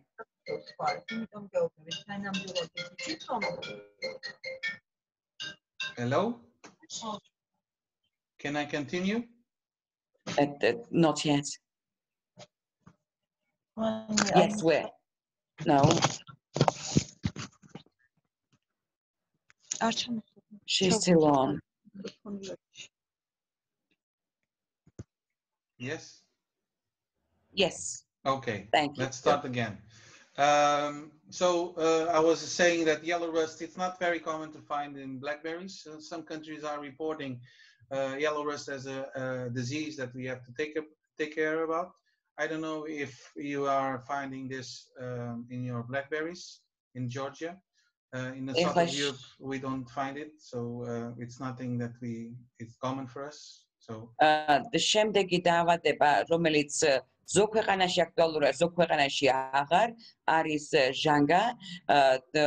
არ ვიცი საქართველოში თუ შეგვედრიათ ეს დაავადება, მაგრამ სამხრეთ ევროპაში უკვე ეს აღარ არის აქტუალური პრობლემა, იმიტომ რომ ჟანგა ჩვენთან აღარ არის. Also, Didymela planata, that's the leaf blight or cane blight is common in blackberries. Also, anthracnosis, it can create a kind of anthracnosis and a cane. The bolo დაავადება აღმსიაში გვაქვს Didymela planata, რომელიც არის ლერწმის ფოთლის დაავადება, აზიანებს მცენარეს და მის ფოთლებს. The next and the last disease as a fungi, it's Phytophthora and root rot and Fusarium. these types, it's only appear when you don't have a good drainage on your soils, or if you are having a very poor water balance on your soil. If you are dripping too much and stop 2 or 3 days and dry too much the soil, also you are creating conditions for the root rot, especially Phytophthora and Fusarium. ნიშნულობით ყველაზე ბოლოს დაავადებების სიაში მაყვალთან მიმართებით არის ფესვის სოკო, ფუსარიუმი, რომელიც არის პრინციპში ფესვის დაავადება და გამოწვეულია ან ნიადაგის დარეხარისხი, ან მორწყვის პრაქტიკიდან. მაგალითად, თუ ზედმეტად ან ჭარბად ვახდენთ მორწყვას, ამას აქვს გავლენა და შეიძლება გამოიწვიოს ეს სოკოვანი დაავადება, რომელიც იწვევს მცენარის სიკვდილს. The last disease is a bacteria, it's Agrobacterium. Normally it's Agrobacterium tumefaciensis, and this is more common in the southern Europe. Perhaps you have this issue in Georgia. It's very common to exist this bacteria in the soil, so it's quite common to find some plants in some fields with this issue. და ბოლო ამ სიაში, ამ ჩამონათვალში არის ბაქტერია, რომელსაც ვიცნობთ სახელწოდებით აგრობაქტერიუმი. ეს ბევრ ქვეყანაში გავრცელებული, რომელიც აზიანებს ნიადაგს და იწვევს მცენარის სიკვდილს და ეს გავრცელებული პრობლემა და ბაქტერია. So next slide, it's the most common diseases. As I explained. Am slides-ზე ვხედავთ მეგობრებო ყველაზე გავრცელებულ დაავადებებს. This is some diseases, common diseases found in the United States. Just to compare what I've been showing to you. So here we see anthracnosis, crown gall. It's created by a bacteria, can be agrobacteria. Double blossom is also a disease or physiological disorder. Orange rust, there's two types, the yellow and the orange rust. So in the States, United States of America, some areas have this situation, and they also include a white droplet that affects the black shiny fruit. But normally this is caused by wind or by light intensity, when it's too high light intensity. აქ მოვიყვანეთ თვალსაჩინოებისთვის ამერიკაში ყველაზე გავრცელებული დაავადებები. პირველ სვეტში არის ჩამონათვალი ამ დაავადებების და მინდა რომ აი წინა სლაიდის ინფორმაცია აქ გადავამოწოთ. მეორე სვეტში არის სიმპტომები, მესამეში არის აღკვეთის ზომები და შემდეგ მეოთხეში რა შეიძლება მოვიმოქმედოთ ამ შემთხვევაში. დაავადებების მიხედვით ჩვენ გვაქვს ესე იგი როგორც წინა სლაიდებზე თავიდან ვახსენე ტყუპები, ნაყოფი, როდესაც ტყუპს გვაძლევს, მცენარე როდესაც ნაყოფს გვაძლევს, ეს არის იმის შედეგი, რომ მაგალითად სასუქით ჭარბად მივეცით, ან თავისთავად არის ანომალია მცენარის დეფორმაცია, გვაქვს ასევე ჟანგა, გვაქვს ასევე თეთრი თქვათ ნიშნები, რომელიც პრიალა შავ ნაყოფზე თვალნათლივ ჩანს. და შესაბამისად აი რა სიმპტომებია და რა უნდა გავაკეთოთ ამ შემთხვევაში გვაქვს მითითებული. So the next one is a table that I gather. This is what is being used for blackberries, the chemicals, talking about the fungicide and the pesticides being used on blackberries in the south of Europe, where I come from. So this is the products that I'm used to work. We can see here the scientific name, so it's rubus. they put here rubus fruticosus and other rubus because you can have other blackberries. Then you have here the pests, the scientific name of the pests, the commercial name. So you can see Carazeon, Landacidulatin is quite common, this product all over Europe, and perhaps you also. We have here paraffinic oil. This is used normally for the Acalitus esergi, the aerophid mite that the tarsonomid mite that I was talking as a main pest of the blackberries, and it's difficult to control. So this issue can affect the fruit quality. მეგობრებო, აი ამ სლაიდზე საუბარი არის იმ დაავადებებზე, რომლებიც წინა სლაიდებზე ჰქონდა მითითებული, აქ მათი სამეცნიერო სახელები არის ჩამოწერილი, ჩვენ აქ ხედავთ ჯიშებსაც, შესატყვის დაავადებებსაც, ყველაფერი ეს მითითებული ლათინური ასოებით, ლათინური სიტყვებით, სამეცნიერო სახელწოდებები და აქვე არის მითითებული კომერციული დასახელებებიც.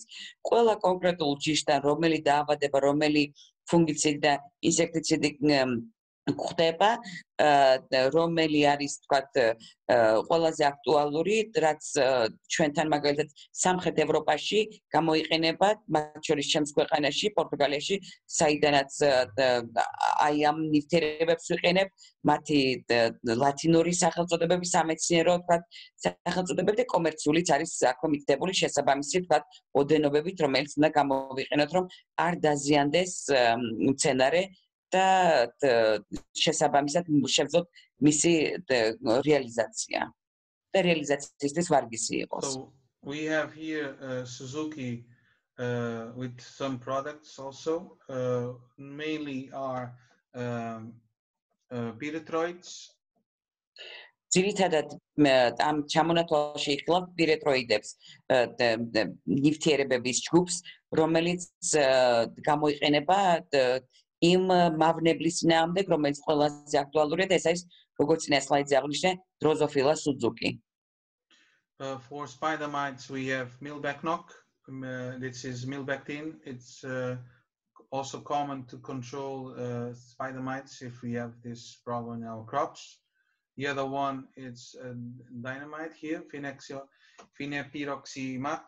This is also very common to use for not only for spider mites but also for leafhoppers. აი აქ წინა სლაიდიდან მიმართებაში არის ყველა ის მავნებელი მწერი და დაავადება, რომელიც იქეთ ვახსენეთ და აქ უკვე დაწყვილებულია ბწკარზე, ყველა ბწკარზე ვხედავთ რომელ მავნებელს, რომელ დაავადებას რა შველის, მაგალითად რა კლავს და რა ანადგურებს. So I don't know if in Georgia you have already a list for blackberries, an insecticide list, but I think with this organization, you can with this type of organization, you can ask your local and ministry to see what you can use or can request for blackberries. Sometimes we have some products that we have to ask to use because we have a new pest or a new situation that we have to control and is not resisted. So I think this with this type of tables and also others can help you to organize a list that you can use on to control your main problems. Right. მე არ ვიცი მეგობრებო, რამდენად გაგაჩნიათ მსგავსი ცხრილი საქართველოში ინსექტიციდების, რომლებიც კონკრეტული ჯიშების, მაყვლის ჯიშების შესაბამისად გაწერილი, მაგრამ ჩვენთან ეს მიღებული პრაქტიკა არსებობს სამხრეთ ევროპაში, როდესაც ჩვენ გვაქვს აი ესეთი ორგანიზებული, კარგად დაწერილი და გაწერილი ყველა ჯიში, ყველა დაავადება მავნებელი, მათი წამალი თავიანთი სამეცნიერო და კომერციული სახელწოდებებით და დოზებით მითითებული, ამას ვათანხმებთ ხოლმე სამინისტროსთან. თუ რომელიმე ნივთიერების მიმართ ჩვენს დაავადებას, მაყვლის დაავადებას ან მავნებელს გამოუმუშავდა შემგუებლობა, ანუ რეზისტენტობა და აღარ რეაგირებს ამ წამალზე და ეს წამალი ვერ წარმატებით ვერ ახდენს მის განადგურებას, მაშინ ჩვენ მივმართავთ ხოლმე შესაბამის უწყებას, თქვენ შემთხვევაში სოფლის მეურნეობის სამინისტროს, რომელიც აი ასეთ შემთხვევაში იმ ნივთიერებას გვაწვდის ან გვირჩევს, რომელიც შეგვიძლია წარმატებით გამოვიყენოთ. და სანამ ესეთი ცხვილი გექნებათ საქართველოში, მე მგონი ამ ცხვლის გამოყენებაც ძალიან უბრიანი იქნება, იმიტომ რომ ეს ჩვენთან კარგად მუშაობს. So the next table, it's the fungicide, the most common fungicide. So normally before we prepare the soil, we use a fumigant, liquid fumigant called sodium methane, normally to control Phytium, Fusarium, Rhizoctonia, Phytophthora, and this is the root rots that normally it's important to cover when you are starting in a soil that you find some diseases before you plant. Am slide-ზე კი საუბარია იმ ფუნგიციდებზე, რომელიც გამოიყენება მაღვლის შემთხვევაში, აქ აქცენტს ვაკეთებთ ნიადაგზე, მის მომზადებაზე, იმისას რომ სწორად განვითარდეს მცენარე და კარგი ნაყოფი მოქცეს, აი აქ ჩამოთვლილია ყველა ის თქვათ დაავადება, რაც შეიძლება ნიადაგს გააჩნდეს, სანამ გავაშენებთ ამ დეპლანტაციას და მათი შესატყვისი ნივთიერებები, ძირითადად აი მასალები ლათინური ასობით არის ლათინური სახელწოდებით არის წარმოდგენილი და ეს გშველის იმაში, რომ ნიადაგი მოვამზადოთ ამ მცენარის სწორი განვითარებისთვის. Also we have products like Aliat Flash for Phytophthora, Cystine Nicosome for powdery mildew, also for Serenal Azo for it's a biological product for oidium. The common products that we use also for botrytis, it's Teldor. We have also Signum, Switch. So all these products are the most important products that we are using in Southern Europe for blackberries. So with this, I finish my presentation. Thank you for your attention. I hope we can see a crop like this full of berries this summer. And ეს ხილი მე ჩავსვი აქ ფუნგიციდების იმისაც, რომ მეჩვენებინა თქვენთვის ყოველი კონკრეტული დაავადების, ნიადაგის ყოველი კონკრეტული დაავადების ბოტიდან დაწყებული ყველა სხვათი დამთავრებული, რაც შეიძლება გქონდეს ორგანიზებულია ერთ ცხრილში, იმისათვის რომ ჩვენ გქონდეს მზამზარეულად ის დაავადება, რომელიც ნიადაგს გააჩნია, რითი შეიძლება იქეს გამოსწორებული ნამკურნალები და ნიადაგი მომზადებული სწორი მცენარისთვის და კარგი ნაყოფისთვის. მე ამოვწურე დღევანდელი პრეზენტაციის თემა და საკითხები, ბოლო სლაიდზე მაქვს ნაჩვენები უხვი ნაყოფი მაყვლის ბუჩქებზე და იმედი მაქვს, რომ საქართველოშიც ასეთი თქვათ შედეგი გვექნება, გადავსებული იქნება მაყვლის ნაყოფით ჩვენი ესეთი ნაფერები ბუჩქები. So we have time now to a few questions, if anybody have some questions. ეხლა მეგობრებო, თქვენ განკარგულებაში ვარ, კითხვები თუ გაქვთ, დიდი სიამოვნებით გიპასუხებთ. Before the questions, I want to tell them something. მეგობრებო, სანამ კითხვებს დასვავთ, მე ეხლა დავწერ ჩემს email-ს და ძალიან გქონთ, რომ გამომიგზავნოთ თქვენი სახელი, გვარი, ტელეფონის ნომერი და რა კულტურა გაქვთ, რომ აქ ძალიან ბევრი არის, რომელიც შემოსულია და iPhone-ი და ასე შემდეგ, ზოგი მარტო სახელი წერია და მომწერეთ თქვენი საკონტაქტო, რომ შევიყვანოთ ინფორმაცია ჩვენს ბაზაში. ალბათ დაგჭირდებათ გუშინდელი ვიდეოს გამოგზავნა, დღევანდელი ჩანაწერის გამოგზავნა, აგრეთვე შემიძლია გამოგზავნოთ პრეზენტაციები და ამის გარდა კიდევ ჩვენ გავაკეთებთ მოკლე აღწერილობას production guide-ები, რასაც ქვია ეკოთუცლიან, სადაც მოყრილი იქნება ეს ინფორმაცია პატარა ფრაგმენტებად, რომ ადვილად გამოიყენოთ მოყვანილი ინფორმაცია უკვე თქვენს ბაღებში და აი ახლა მე ვაგზავნე ინფორმაციას აუცილებლად მომწერეთ ყველამ თქვენი საკონტაქტო ინფორმაცია და რაც შეეხება კიდევ შემდეგში დაგეგმილ ტრეინინგებს, აგერ გვესწრება ელისო ღუნიაშვილი, რომელიც არის კენკრონების ასოციაციის წარმომადგენელი. ელისო, შეიძლება როგორ დაგამატონ Facebook-ზე, რომ გავაწევრიანოთ ეს ხალხი Facebook-ზე, რომ მაგ საშუალებით უკვე რომ მიიღონ ხოლმე ინფორმაცია შემდეგში რამე გვექნება, რამე ღონისძიება გვექნება. აგერ ვარწავნე. კი, თუ შეიძლება მაშინ მე ახლა ძირითადად ვინც აქ ესწრება, ყველა მოიწერა ოდიკო ჩვენ Facebook გვერდზე. ყველას კიდევ ერთხელ გთხოვთ, რომ ახაც მიწეროთ შოთას თქვენი მონაცემები. მათ ვისაც ექნებათ წევრობის სურვილი, ჩვენ Facebook გვერდზე მესენჯერში უკვე განაცხადის ფორმა და მერეც დამატებით აუხსნა, თქვათ რა შეიძლება მოხდეს ასოციაციის წევრობის შემთხვევაში და ასე შემდეგ. ანუ Facebook მესენჯერით გვეკონტაქტო. ეს მინდოდა რომ მეთქვა.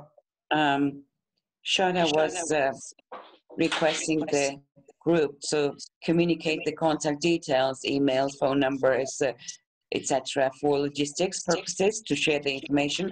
And lady member of the group was also requesting the team members to join the chat in Messenger, Facebook Messenger, to provide information about the association, which will be also sharing information which is essential for growers. George? ეხლა დავსვათ კითხვები, აგერ ჩეჩიც არის კითხვები, ხალხო ხატია. ჩეჩი აქვს უკვე მოწერილი კითხვები და ხო, აი მეც ვიტყვი, ფაქტობრივად იგივე კითხვა მაქვს, რაც იქ წერია და ალბათ უმეტესობას ეს პრობლემა გვაქვს. Certainly. ხო, ანუ ყველას გვაქვს მაღალი pH-ი, 8.2-8-ზეც კი ავდივართ და პლუს ტემპერატურა, ანუ კლიმატური პირობები აბსოლუტურად სხვა არის, ვიდრე მაყვალს ჭირდება როგორც ჩანს და იგივე გუშინ რასაც მოვისმინეთ. ანუ მე მაგალითად მარტივში მაქვს და 40-45 გრადუსზეც ადის. აი რას გვირჩევს ასეთ შემთხვევაში, ანუ მაღალი pH-ი და ტემპერატურა ძალიან მაღალი. George, the first question coming from the lady group member, which is also in the chat. Many members of the group were asking apparently this question relating to the Georgian context, which is high pH level, exceeding 8.2, 8.4, and high temperature, 40-45 degrees centigrade. What would you recommend in the current circumstances when we know that this is not preferred for the blackberry, but this is the current calamity, high pH and high temperature. What is your say on that? I am კითხვას გავაგრძელებ რა, რადგან ამ თემას extension. The pH is in a მინდა რომ აი მთლიანად ამოვწუროთ pH-ის თემა იმ pH-ი წყალში, ნიადაგში. და აი ხა ისეთი რაღაც და So in the soil. We have extension to the question, George. Wait a minute. We have extension of the question. ანუ კრიტიკული მაყვლისთვის pH-ის დონე, თქვათ საიდან არის? თქვათ 7.5-დან 7-დან თქვათ კრიტიკული მაჩვენებელი და კიდევ ეს კითხვა მქონდა რა, რომ რა ღონისძიებებია, თქვათ, რა რეკომენდაციას მოგწევთ pH-ის დაწევის, ან რა მაჩვენებელია, რომლის მერეც გვეტყოდა, რომ იცით რა, აქ უკვე pH-ის დაწევა უფრო ძვირი დაჯდება და იქნება რომ შეცვალოთ კულტურა. იმიტომ რომ ძალიან ბევრს ვწვალოთ, ბევრ თანხებს ხარჯავთ და ვიცოდეთ მაინც პერსპექტივა გვაქვს pH-ის დაწევისკენ თუ კულტურის ცვლილებისკენ. აი ესენი მინდა რომ კიდე დამატებით მოამატოს ამ თემას. კი ბატონო. We're referring to the pH level, high pH level in the soil. And the extension of the question, George, is that we wish to know what is a threshold, critical threshold for pH. Is it 7.2 or any different number? And also, what would you recommend if we can't reduce the pH level to the desired the level, what could be done in that case? Because we invest a lot, and if we still fail to reduce the pH to the right level, what is offered by you as an alternative? Should we change the breed, or should we change the culture of the plant? So question is the threshold, critical threshold, high pH level, high temperature, and treatments in the kind of circumstances. Okay. და ბარემ აქვე იგივე ამას ეხება რა, რომ ორგანულში და არაორგანულში. What is for organic and for non-organic? And when you elaborate your answer, your suggestions for organic and non-organic treatments. Well, to be honest, the pH is not easy to correct. You need years to change pH on the top layer of the soil where we are working. Years, not centuries, millions of years. So the most important thing that we have to think about when you are looking for a soil to grow, it's the optimum level of pH. Blackberries can go to 7.2. Can you break there, please? Thank you. Megobrebot, pH-ის დონე არის გადამწყვეტი ნიადაგში, განსაკუთრებით ზედა ფენაში და ამას სჭირდება დრო. მის კორექტირებას ძალიან დიდი შრომა და წლები ჭირდება. ჩვენი კონდიციამდე მივედით, რომ 7.2 არის ის კრიტიკული ზღვარი, რომელიც pH-ისთვის ითვლება და ეს არის ყველაზე აქტუალური მაყვლის შემთხვევაში pH-ის დონე. George? Yes. So to following the ideas, to low pH, you have to prepare soil before. We need pH-ის დასაწევად to prepare the soil. ჭირდება ნიადაგის მომზადება. So we need to take 6 months or a year before to correct the soil and add elemental sulfur. So sulfur will help to low down the pH. და ნიადაგის მომზადებაში გულისხმობ იმას, რომ 6 თვით ადრე, 1 წლით ადრე უნდა მოამზადოთ ნიადაგი მომზადებაში pH-ის დონის შემცირებაში დაგეხმარებათ ელემენტარული გოგირდი, რომელიც ამცირებს pH-ის დონეს ნიადაგში. So you can prepare the first year before you're planting, or 1 year before you're planting the soil. Add sulfur. You need to know how much sulfur you're going to add. Normally, maximum 2 tons of elemental sulfur per year. And how many tons? 2 tons. 2 tons. წელიწადში ჰექტარზე 2 ტონა გოგირდი საკმარისია, ოღონდ სანამ დარგავთ მაყვალს, მანამდე 1 წლით ადრე იწყებთ ნიადაგის მომზადებას გოგირდის შეტანით. ძალიან დიდი ბოდიში უკაცრავად ამაზე საუბარი ახლა რაკეთებს ვიღაცა დარგავს, აქ ყველა ვაკის ადამიანები, ვისაც წლებია უკვე ეს ბაღები გაგვაშენებინეს სამ pH-ის პარკებში, სამწუხაროდ. როგორც ახლა ვხედავ უზარმაზარი შეცდომით და არ ვიცი მე ამას რა უნდა უყო მილიონობით ლარია დაახარჯული. ამიტომ ჩვენთვის ახლა უფრო მნიშვნელოვანია იმაზე საუბარი და აქცენტირება ახლა უკვე გაშენებული ბაღების პირობებში თუ შეგვიძლია რაიმე შევცვალოთ. კი ბატონო. როგორც თქვა ხომალდობია მაშინ კულტურაზე საერთოდ უარი ვთქვა და სხვა, თუმცა ვინა ანაზღაურებს ამას ეს საკითხია, ესე იგი უმძიმესი შეცდომებია დაშვებული. გნებავთ ტემპერატურის და გნებავთ pH-ის და ნიადაგის ზოგადი ქიმიური შემადგენლობის მხრივ. მაგრამ იქნება ახლა გავიგოთ რა შეიძლება ახლა გავაკეთოთ. კი ბატონო. George, a gentleman from the group is asking, we are in a completely different stage of development because we already have plantations.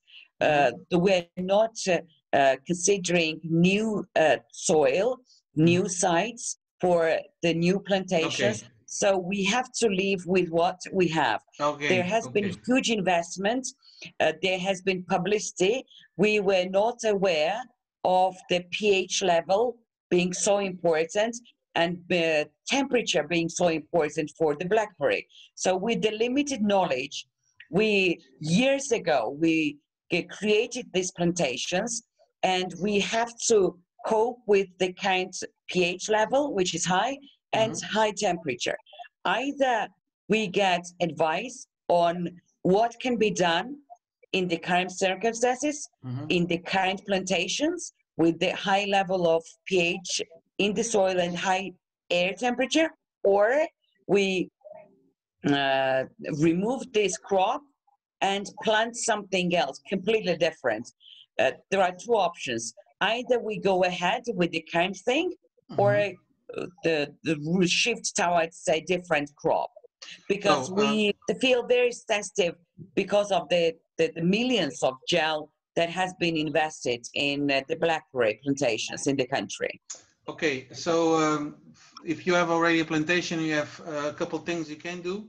First of all, every winter you can add sulfur to the soil to low pH. You can add at least a ton per hectare per year to help to lower the pH. When you are doing, first you have to do before the first rains.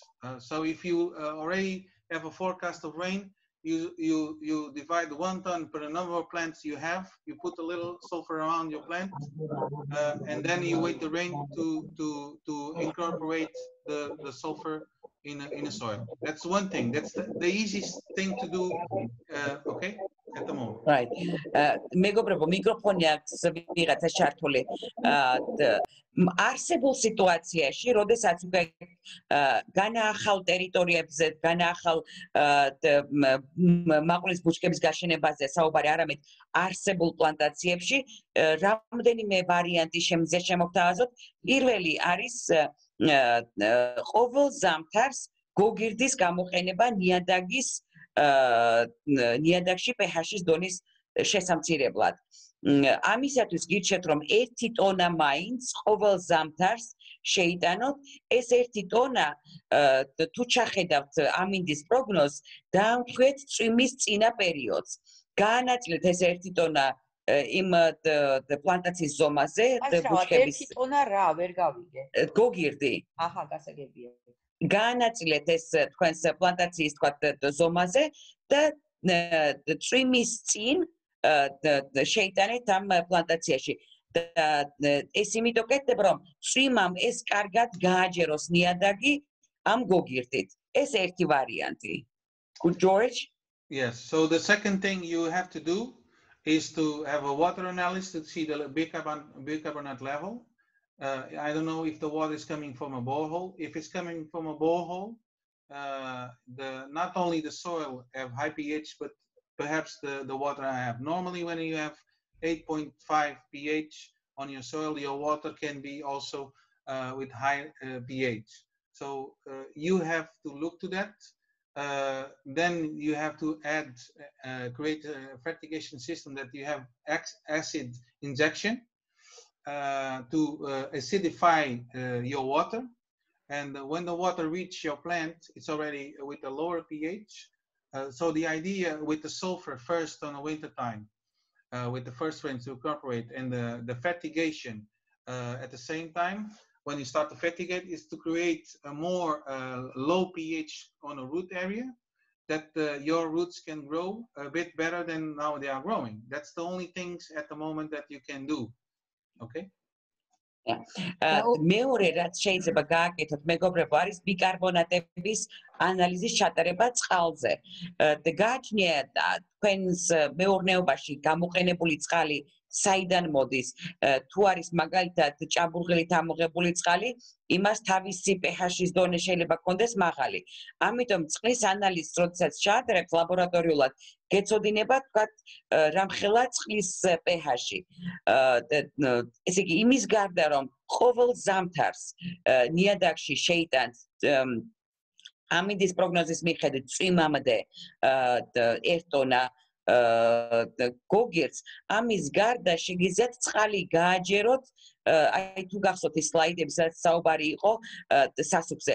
წყალი შეიძლება გააჯეროთ მჟავიანობით და ესე იგი ნიადაგით და წყლით აი ამ ორი საშუალებით მოახდინოთ pH-ის დონის შემცირება.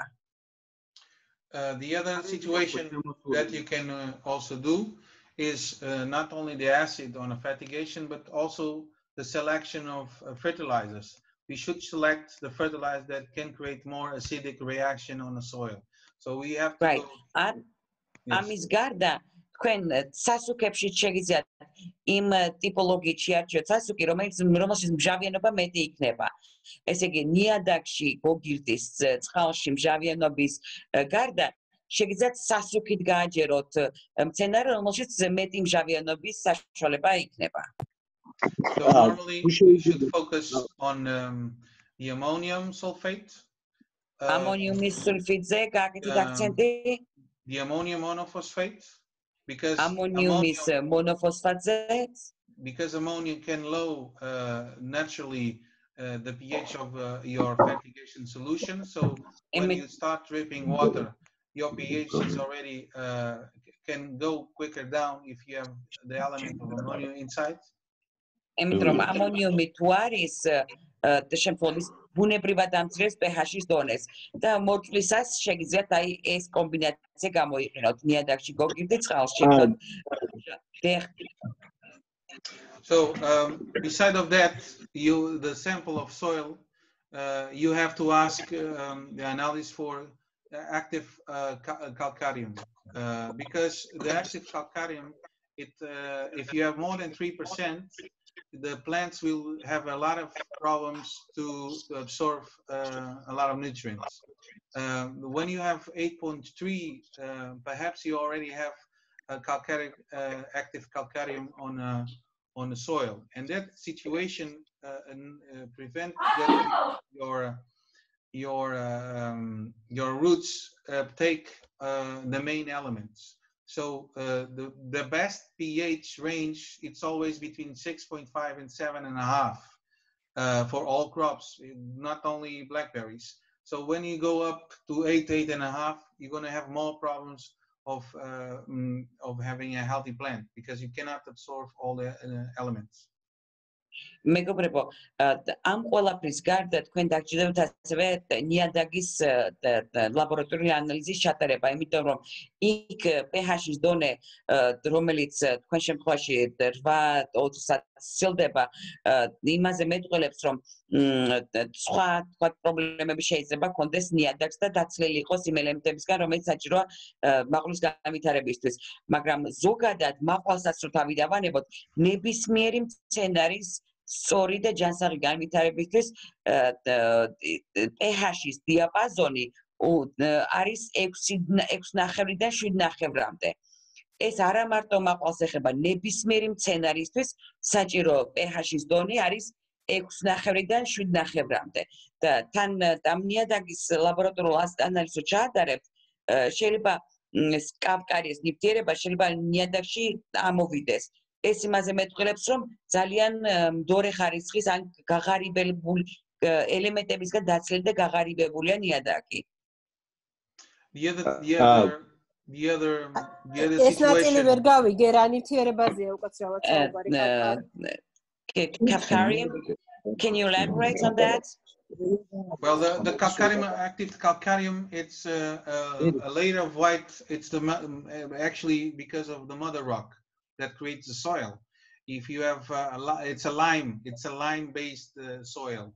So that lime, it's always with the reaction in the soil creates high pH. And right. When you have these situations that you have active lime on the soil, that it's a more strong layer that mixes with the soil particles. It blocks the assimilation or absorption, in this case, by the roots of the elements that we want. Mainly the range that naturally plants eat or absorb nutrients is between 6.5 and 7.5.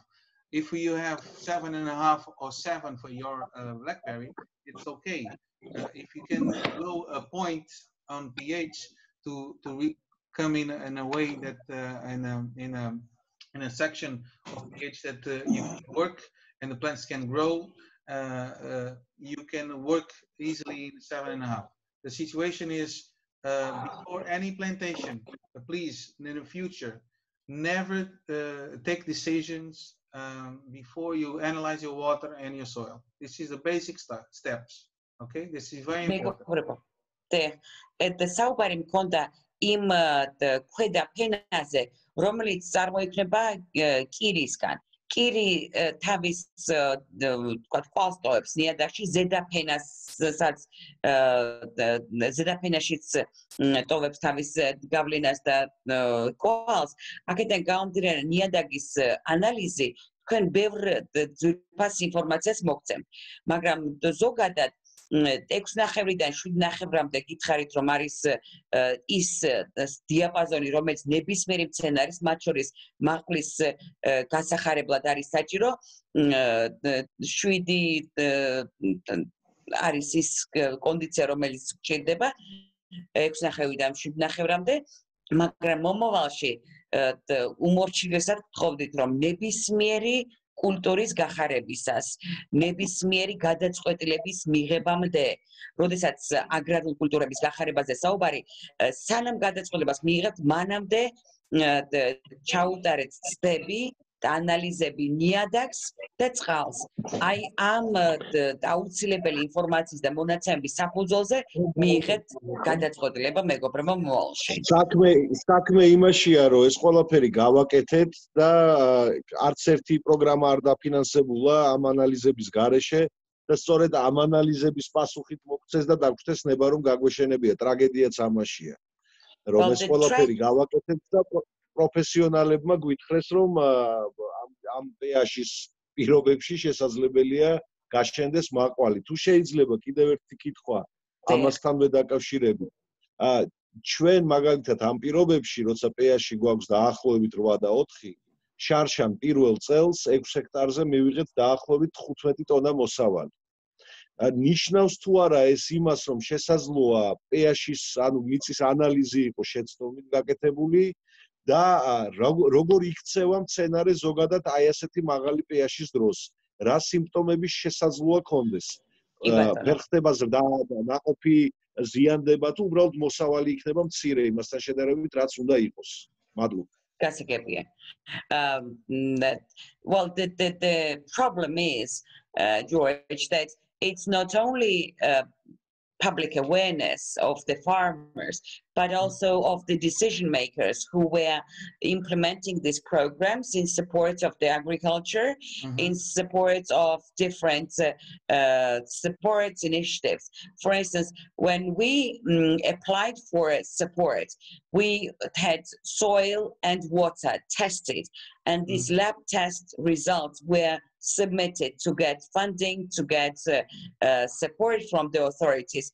But the decision makers in the line ministry also thought that that was favorable for blackberries. So it's preparedness and awareness of not only farmers, but also in the authorities, among the decision makers that needs to be advanced. That's one thing. But the second kind of issue, which is a question, is pH level being so high, like 8.4 in Georgia. Is it an issue in terms of quality of the fruit, or is it reduced yield? For instance, we had 6 tons, 6 hectares. Yes, giving us 15 tons. როგორ 6 ტონა იყო? 6 ჰექტარზე 15 ტონა. We had 15 tons per 6 hectares in the first year with this high pH level. That's and Brix was 13, ranging between 13 and 14. These are the parameters. Now, high pH level leads to the damage of the plant, the damage of the food itself, or reduced crop, the productivity. What is an issue? What is the linkage between high pH and the end results? და მე მგონი აქ ისიც დავამატოთ, რომ ბატონი მიშას ბაღი ორგანულია. კიდე ამასაც მე მგონი მნიშვნელობა აქვს რაოდენობის მხრივ და ესეთ რო. კი ბატონო. And besides the orchard of this gentleman is organic the production. So this organic nature may have an influence or impact on the size of the crop or on the productivity. So what's your input on this? Yeah, look, the pH level, it's a point, negative point. It limits the absorption, optimum absorption that of the all elements that should be between 6.5 and 7.5. In the case of blackberries, it's possible to grow between 5 and almost 7. But they prefer the plant eat better if the range is between 6 and 6.8. There's a lot of information about this in articles, but if you have a normal pH between 6 and 5 and 7, you can grow easily. The thing is, if you have a pH of 8.3, you also can have high EC in the water, high electroconductivity. So the salt content of your water is also can be high. So not only the pH, but also the salinity of your water can lead to a low production on the plant. If you are growing organically, you have to feed extra, more fertilizer, organic fertilizer. So the question is, how you do it, which source of nitrogen and all the main elements and nitrogen, phosphorus, potassium you are having. Are you adding that by fertigation, or are you putting in the soil before planting? You know, it depends really how you started. If you start with nothing, the best thing is to add every year the elemental sulfur, at least once a year, 1 ton, like I explained before. Try to acidify the water. Normally it's with a strong acid, nitric acid, or sulfuric acid. If you have a pH of 8.3, perhaps you have to inject sulfuric acid to destroy the bicarbonate on the water and to create in a root zone where the roots are a water bulb from your fertigation that at least can raise to the pH to lower the pH to 7 or 6.5.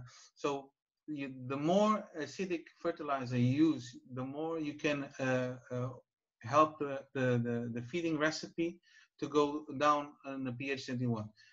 The problem is not only the pH, you have to know the electroconductivity of water, the organic matter, it's important. So if you use humic acids and fulvic acids products, commercial products that you can have low pH, normally it's more the fulvic acid that have low pH.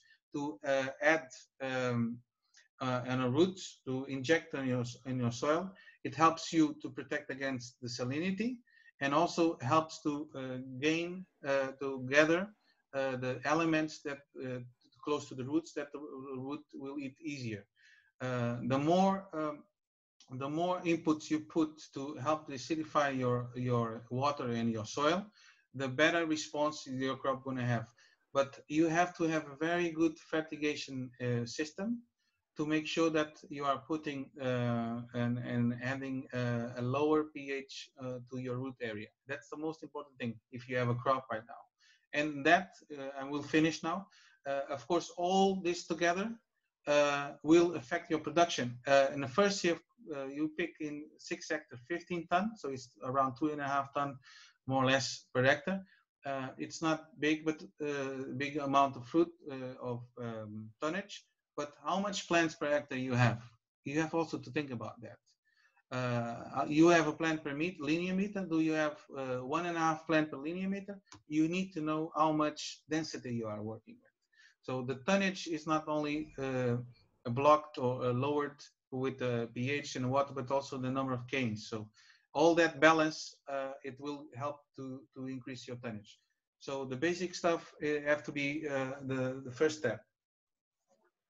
მეგობრებო, the pH-ის მაღალი დონე ნიადაგში და წყალში განაპირობებს მთელ კომბინაციას, მაგრამ ძირითადად ის გავლენას ახდენს მოსავლის ოდენობაზე, ხარისხს და მცენარეს არ აზიანებს, მაგრამ თქვენი ჯაფა რომ არ დაიკარგოს და წყალში არ ჩაიყაროს და პროდუქტიულობა მაღალი იყოს, ამისთვის გვჭირდება სწორი pH-ის დონე.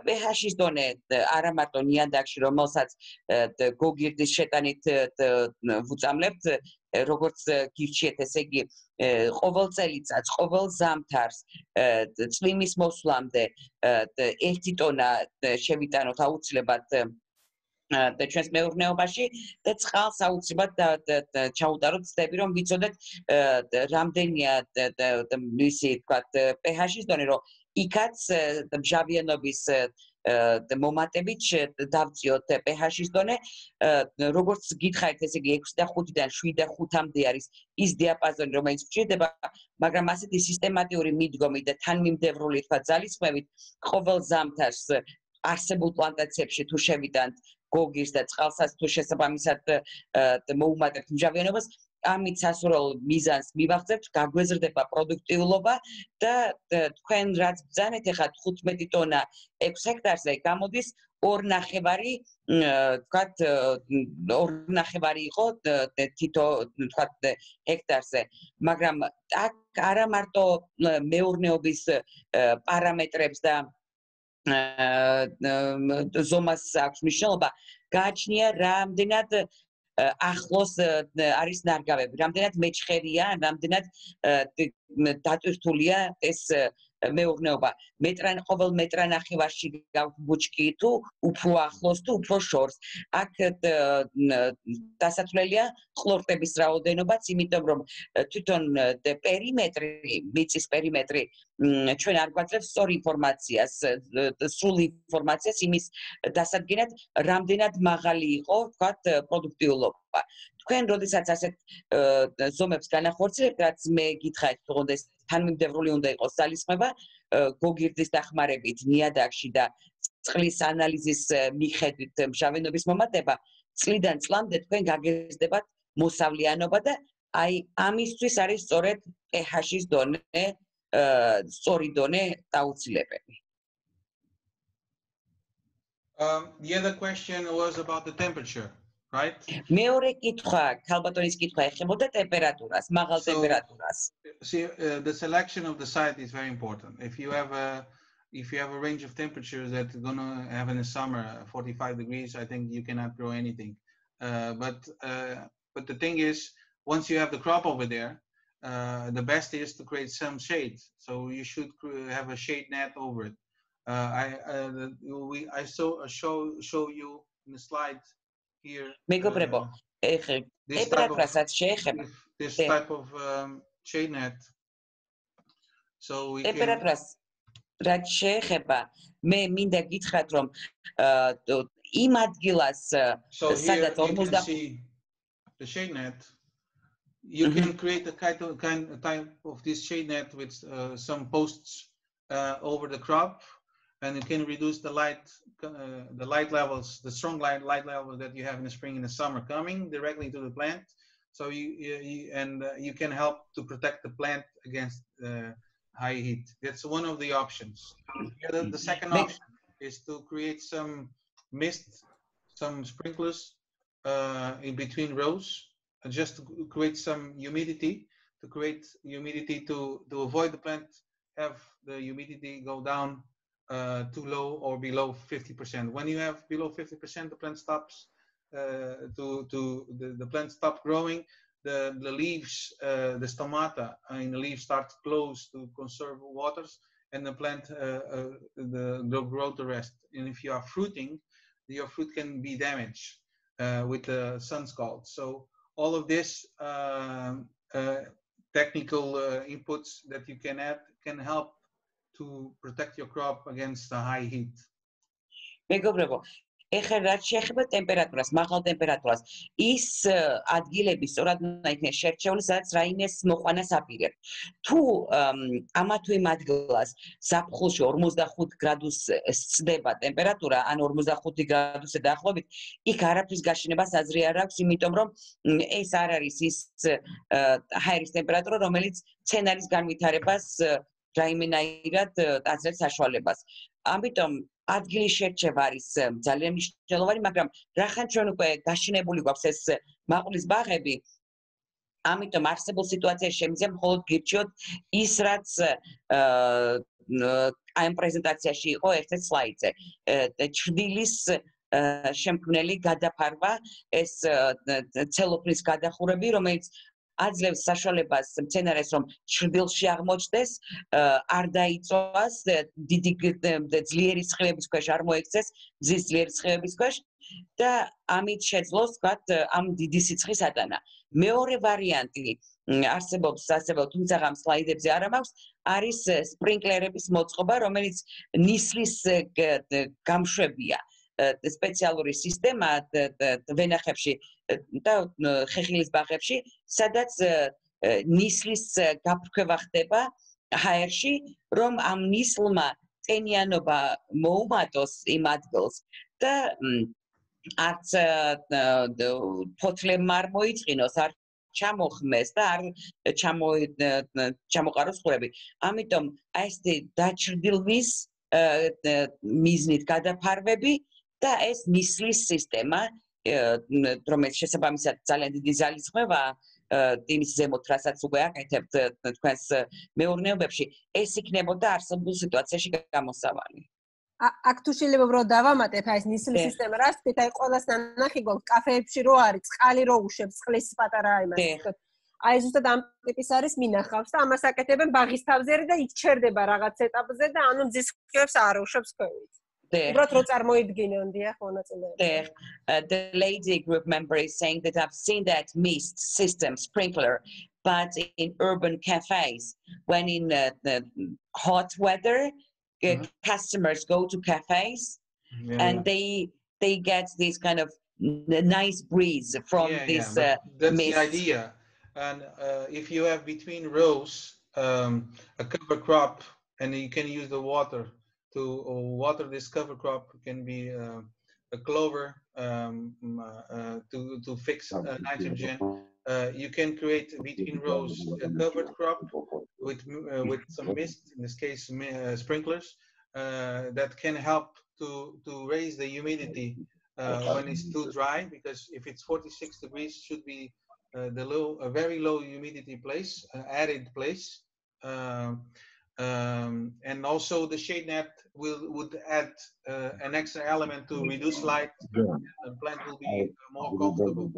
Even if it's 35, 36 or 40 degrees, the plant will be more comfortable with this protection. The მეგობრებო, ზუსტად იმ პრინციპით, რაც ქალბატონმა ბრძანა, მომხმარებელი კაფეებში ხო უფრო კომფორტულად გრძნობს თავს, როდესაც ესეთი ნისლი არის სიცხეში მის გასაგრილებლად. ზუსტად მასევე, თუ ჩვენ ამ რიგებში, ჩვენს მეურნეობებში გავაკეთებთ ამ ნისლის გამოფრქვევის სისტემას და თან გადახურვაც გვექნება ამ ბუჩქების თავზე, რომ ჩრდილი შევქნათ, ჩვენ მცენარეს მივცემთ საშუალებას, რომ კომფორტულად იგრძნოს თავი და ამ აუტანელი სიცხის პირობებშიც, როდესაც ძალიან გამომშრალია ჰაერი, კონდეს ეს ნისლის სისტემა თან გადახურვა, რომ მზის ძლიერი გამოსხივებისგან და გამომშრალი ჰაერისგან დავიცვათ მცენარე და მოგცეს სასურველი ნაყოფი.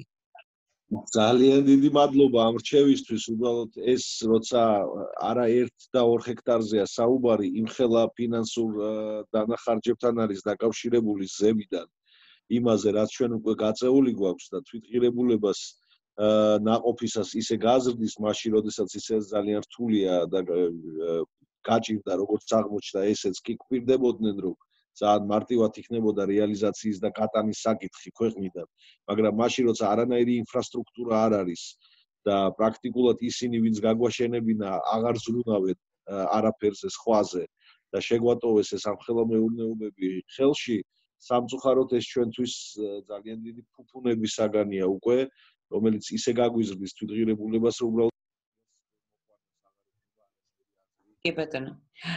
George, it's not a question, but rather a comment. Thank you very much for this very resourceful advice and recommendation, but it may not be palatable in Georgia because we have incurred huge investments. And on top of that, especially when we don't have small farms, but we have huge orchards, not 1 or 2 hectares, but much more than that. And on top of the investment that we have already carried out, and without any support from the authorities who was committed in the past to support in terms of sales and export, they are neglecting this sector, this particular crop. So if we decide to invest more to create this mist sprinkler system and the shading, then this will of course increase the net value of the fruit. And it is even now it's hard to sell, but in future with the increased expenditures we may find it even harder to sell. So that's the calamity. That's limitations. Beside the agronomic limitations, not only from the site, but from the water, from the soil. If you have not a good commercial channel with a good price of your product, you cannot make enough money to reinvest or create conditions to improve the plantations that you have already. So so we have to work what we have. So the basic stuff that I mentioned, it's the first steps you can do. It's what is on your reach. With the temperature, if you sow some seed, some clover crop to create some permanent vegetation, is also to help to get more humidity, and you can have a better climate around the crop. If I don't know if the crop is in close to an arid area or in the mountains, so all the elements around helps to improve the environment around your crop. Of course, if you don't have information and you have only support from the government to start, and they give you the push, the initial push to start, and with no knowledge, it's much more difficult now after a couple of years to correct things. You have to spend more money. But it's not only in Georgia, that's everywhere. Most of the situations with the young growers, young projects in different countries, even in Europe, even in my country. We have grown the last years a lot in agriculture with support of European Union, and most of the people are coming, it's coming from different areas that are not agriculture, they don't have knowledge, and also the authorities, they are not giving the right support. So it's the same situation. I'm visiting growers with after 3-4 years, they're asking, hey, I need an agronomist after 4 years. They need before you start the project. So that's important, very important. So let's try to do our best in our hands that, to correct a few things that we can control. It's the pH. We can help to reduce pH with certain things, and step by step trying to improve the crop to a better level. I'll work also in higher density, to have more plants per meter, to have more fruits, because this variety is, as you can see on this slide, we have here much more density, perhaps that you are working. I don't know, we have perhaps here 9 to 10 plants a meter, and blackberries this type of blackberries can hold more plants per meter without having too much competition. For light, because blackberries don't like direct light, they like more shade. So that's why we have a much greener crop, a much healthier crop. So I think this step by step, I think we can improve certain things that it's in our hands.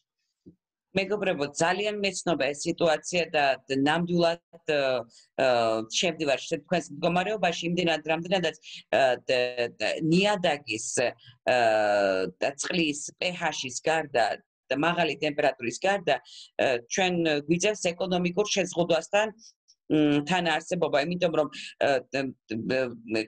ნებისმიერ ფერმერს ჭირდება ის კომერციული არხი, ის კომერციული თქვა შესაძლებლობა, რომელიც ეკონომიკურად მას მისცემს საშუალებას, რომ რეინვესტირება მოახდინოს და რეალიზაციიდან მიღებული თანხის გარკვეული ნაწილი მიმართოს მეურნეობის განვითარებაში და ყოველწლიურად ეცადოს მეტი გააკეთოს, მაგრამ როდესაც ხელისუფლებისგან მხარდაჭერა არ აქვს, როდესაც თავიდან იყო მხარდაჭერა და მე ვთქვათ შენელდა ან იკლო მხარდაჭერა, ან როდესაც ესეთი კომერციული შესაძლებლობა აპრიორში არ ქონდათ, მაშინ უნდა მოვიქცეთ იმ ჩარჩოს ფარგლებში, რაც გაგვაჩნია ჩვენს პირობებში.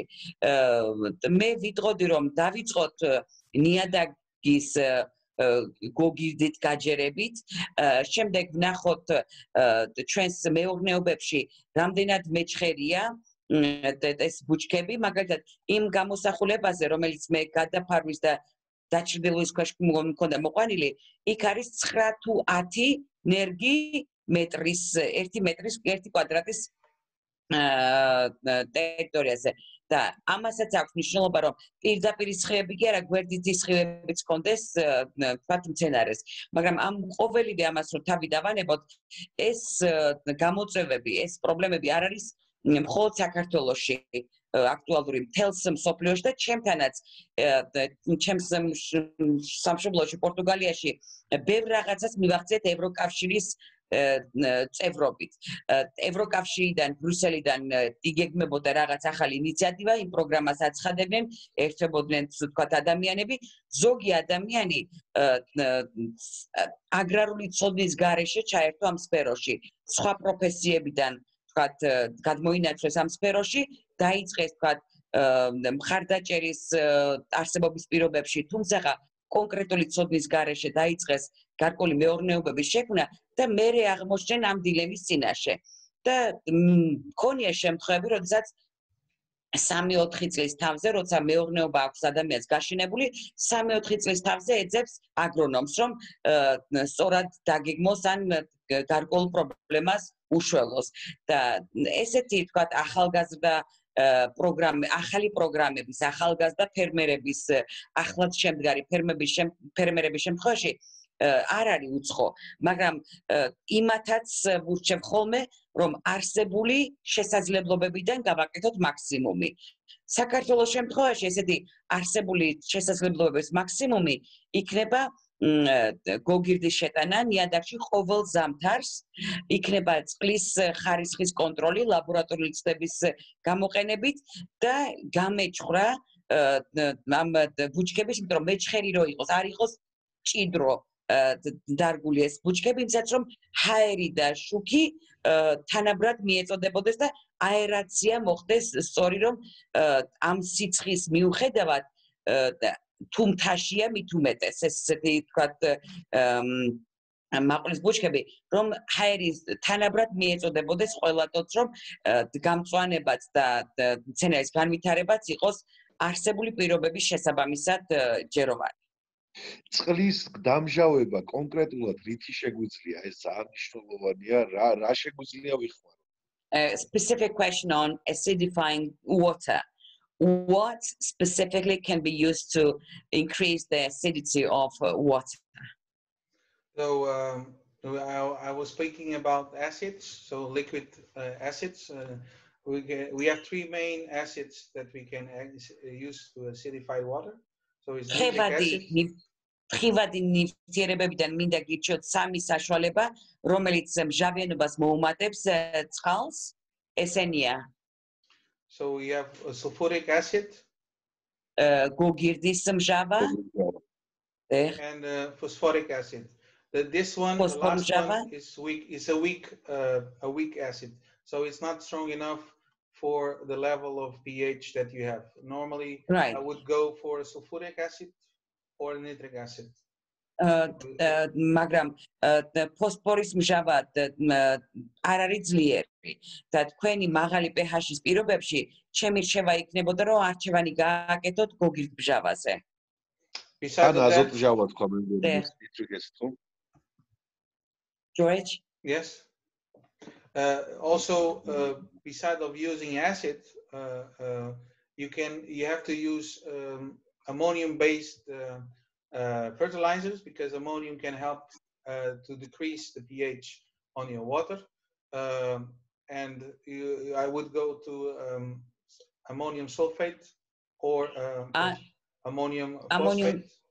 Ammonium sulfate and ammonium phosphate სასუქებში. იმის გარდა რომ წყალში მჟავიანობა მოიმატოს, ამის გარდა სასუქებით უნდა დაახმაროთ რომ ამონიუმის სხვა შემცველობა დარეგულირდეს და ამითი ეშველოს pH-ის მაღალ დონეს. And besides of that, we can use organic acids like fulvic acids to help to protect the roots against salinity, to hold better the water, and also to help decrease the pH on a root level. Ამის გარდა ფესვს რომ შვება მივცეთ, ორგანული მჟავად შეგვიძლია გამოვიყენოთ სხვადასხვა საშუალებებით, რომ აი ორგანული თქვა ნივთიერებებითაც ფესვმა მეტი თქვა კომფორტი და შვება იქნოს. ჩემ მაყვლის ბაღში ფოთლებს დაემჩნა გაყვითლება, ანუ რკინის ნაკლებობის სიმპტომები მქონდა რამდენიმე ბუჩქზე. აგრონომმა მირჩია ესეთი პრეპარატი დიაფერი.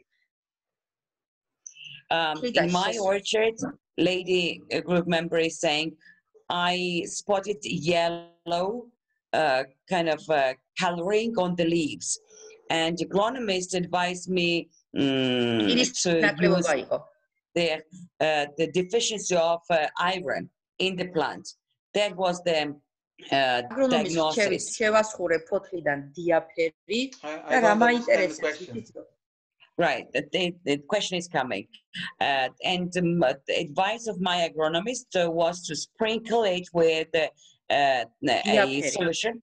Diaperi ქართული სახელწოდება და ეს ლათინური შოთას ეწოდინება თუ გვისმენს. რაში მდგომარეობს იცით, რა თუ სწორად მოხდა შესხურება და სწორი პრეპარატი შეირჩა, ფოთლიდან რამდენ დღეში უნდა მივხვდე? ანუ ფოთოლი ისევ თავის ფერს დაუბრუნდება, ანუ მე როგორ მივხვდე რომ მცენარემ შეივსო დეფიციტი და პრობლემა აღარ მაქვს. რამდენ დღეში უნდა აისახოს ეს ბუჩქზე? კი ბატონო. The lady group member is referring to the commercial name of the solution that she used on the grounds of the advice given by the agronomist to remove that yellow coloring of the leaf because of the deficiency in iron. Oh, that's caused because of pH and the carbonate on the soil. Right. It's very difficult to correct. Right, but when I use that solution to sprinkle, I don't know the Latin name or scientific name of it. The lady saying, it's but iron shellac. Iron shellac. Right. How many days shall I wait to see the improvements? If you have a pH like you have 8.3, it's very difficult. You have to start before, since the beginning of the season, to start adding extra iron or extra trace elements, because the trace elements are absorbed on a lower part of the pH. So you're talking about close to 5.5. So if you have between 5.5 and 6.5, you have a better range of absorption of trace elements or micro elements, which iron is part of that group. That have to be done not only by spraying, but also all week, every week you have to add iron to go in a fertigation. So you can correct in the foliar application, but you have to do also every week on the soil. The best thing is to find the best shellac to work on that range. Normally, there's a certain group of shellacs can work better on a high range of pH and improve the absorption. So the correction have to be done because you already know that chlorosis is coming. because of the pH. So we have to feed very high on iron always. Yeah, see, Rahan Turkinis dan ეკლესია მცენარეს ეს მეწილად შეიძლება იყოს გამოწვეული pH-ის მაღალი დონით და თან ეს შეშხურება დიდ ვერაფერს ვერ გააკეთებდა და ვერ მოახერხებდა იმდენად რამდენადაც pH-ის მაღალი დონე იმას განაპირობებს რომ ვერ შეიწოვოს ბოლომდე ეს ნივთიერება მცენარემ. ამიტომ სისტემატიურად და რუდუნებით უნდა მოხდეს ყოველკვირეულად სასუქში რკინის დამატება და ყველანაირად წყალში ფერტიგაციაში. და ყველანაირად ვეცადოთ რომ pH-ის დონემ დაიკლოს 5-მდე 6-მდე მაინც რომ ჩვენ აი ამ გამოყენებულ ნივთიერებებს რკინის შემცველ ნივთიერებებს მცენარისადმი მივცეთ გასაქანი, თორე ასეთი მაღალი pH-ის შემთხვევაში გარედან შეწამით ხო პრინციპში ვერაფერს ვერ უზავთ, მაგრამ აი ამ სასუქის საშუალებით უნდა მოვახერხოთ აი ამ პრობლემის გამოსწორება. ხა რა კითხვა მაქვს იცი თქვა ელისო მანამდე ვიტყვი უბრალოდ კიდე რაც თქვა შენთვის საინტერესო ანუ ბატონმა თქვა რომ ანუ ეს ხელატები რომელიც ანუ რკინის შემცველი რაც არის არსებობს სხვადასხვანაირი ანუ არის ზოგიერთი ის რომელიც მაღალ pH-საც კარგად მუშაობს ამიტომ ასეთი მოიპოვოთო იქნება ანუ ამაზე უნდა იმუშაოთო რომ ისეთი ნახოთ რომ თქვენ pH-ს ესაბამებოდესო და იქაც კარგად იმუშაოსო ბოდიში უბრალოდ ეს საინტერესო იყო ყველასთვის და ჩავამატე კაი, და კიდე ერთი კითხვა მაქვს ისევ ამ რკინის დეფიციტის გაგრძელებაა რა. 2 ჰექტარ ნახევარია თქვათ, პიაში თანაბრად ყველგან მაღალი მაქვს, 7 და 8 მაქვს მაგალითად და მაინტერესებს ეს დეფიციტი აქვს ცალკეულ ბუჩქებს, თქვათ 10 ბუჩქს შევაჩნიე ჯერ. ანუ ეს რას ნიშნავს, რომ აწი და აწი გამოვლინდება, თუ მარტო ეს 10 იყოს სუსტი და ამან ვერ აიტანა. ანუ რატომ არა მთელი ბაღი და რატო A follow-up question on the iron deficiency. The follow-up question on the iron deficiency. The pH level is throughout the farm is 7.5, and the size of the farm is 2.5 hectares. But not every bush is having these yellow leaves. It's only 10 bushes from the total. So does it mean that only those canes were having iron deficiency, or is it the very start and all the other canes in the orchard will have iron deficiency? The probability to occur that deficiency in the other plants, it's high. When you have yellowing, that it shows the deficiency of iron is because you have active carbonate active carbonate in the soil. So it's if you have above 3%, the elements will not be absorbed easily. So you have to continuously application of iron through the drip irrigation, so with fertigation, and before you have you seen the first symptoms, you start to have to make the foliar application.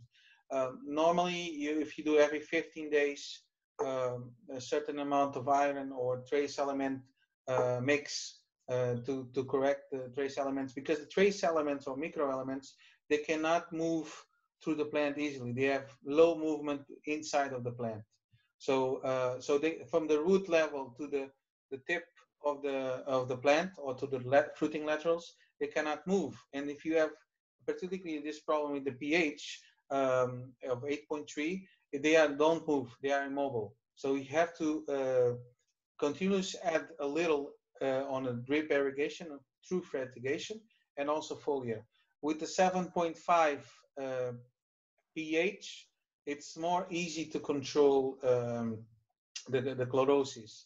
But you have to look at what you're doing at the moment in terms of feeding recipes. Every farm have to have a specific feeding recipe. It cannot be a generalized feeding recipe because all the conditions are different, especially because you need to low pH in a certain level on 8.3 pH root area zone or 7.5. But besides of that, you have to look to your water. If you have a good quality water, you can help the soil to go up, down on the pH. If you don't have it, if you have two bad things, the water quality and the soil, then it's difficult to change, to improve. But the main thing is to analyze case by case, because every farm have different situations to resolve. In this specific issue, the chlorosis will show up later. I don't know, perhaps you are now fruiting, start with the fruit, start to ripe or getting ripe. So that part, that evolution of chlorosis will show up more, especially in the young shoots coming from the roots, the suckers. So you have to correct immediately through all the season. Right. So that you don't have this situation. მე ვიტყოდი რომ პრინციპში ეს თქვა სიყვითლე გამოვლინების საწყის ეტაპზეა და ზოგადად გავრცელდება და დაინახავთ რომ ახალ ყლორტებზეც და ახალ ფოთლებზეც სხვა ბუჩქებზეც გავრცელდება, მაგრამ აქ მნიშვნელოვანი ისაა ის რომ pH-ის დონე არის აუცილებლად დასარეგულირებელი.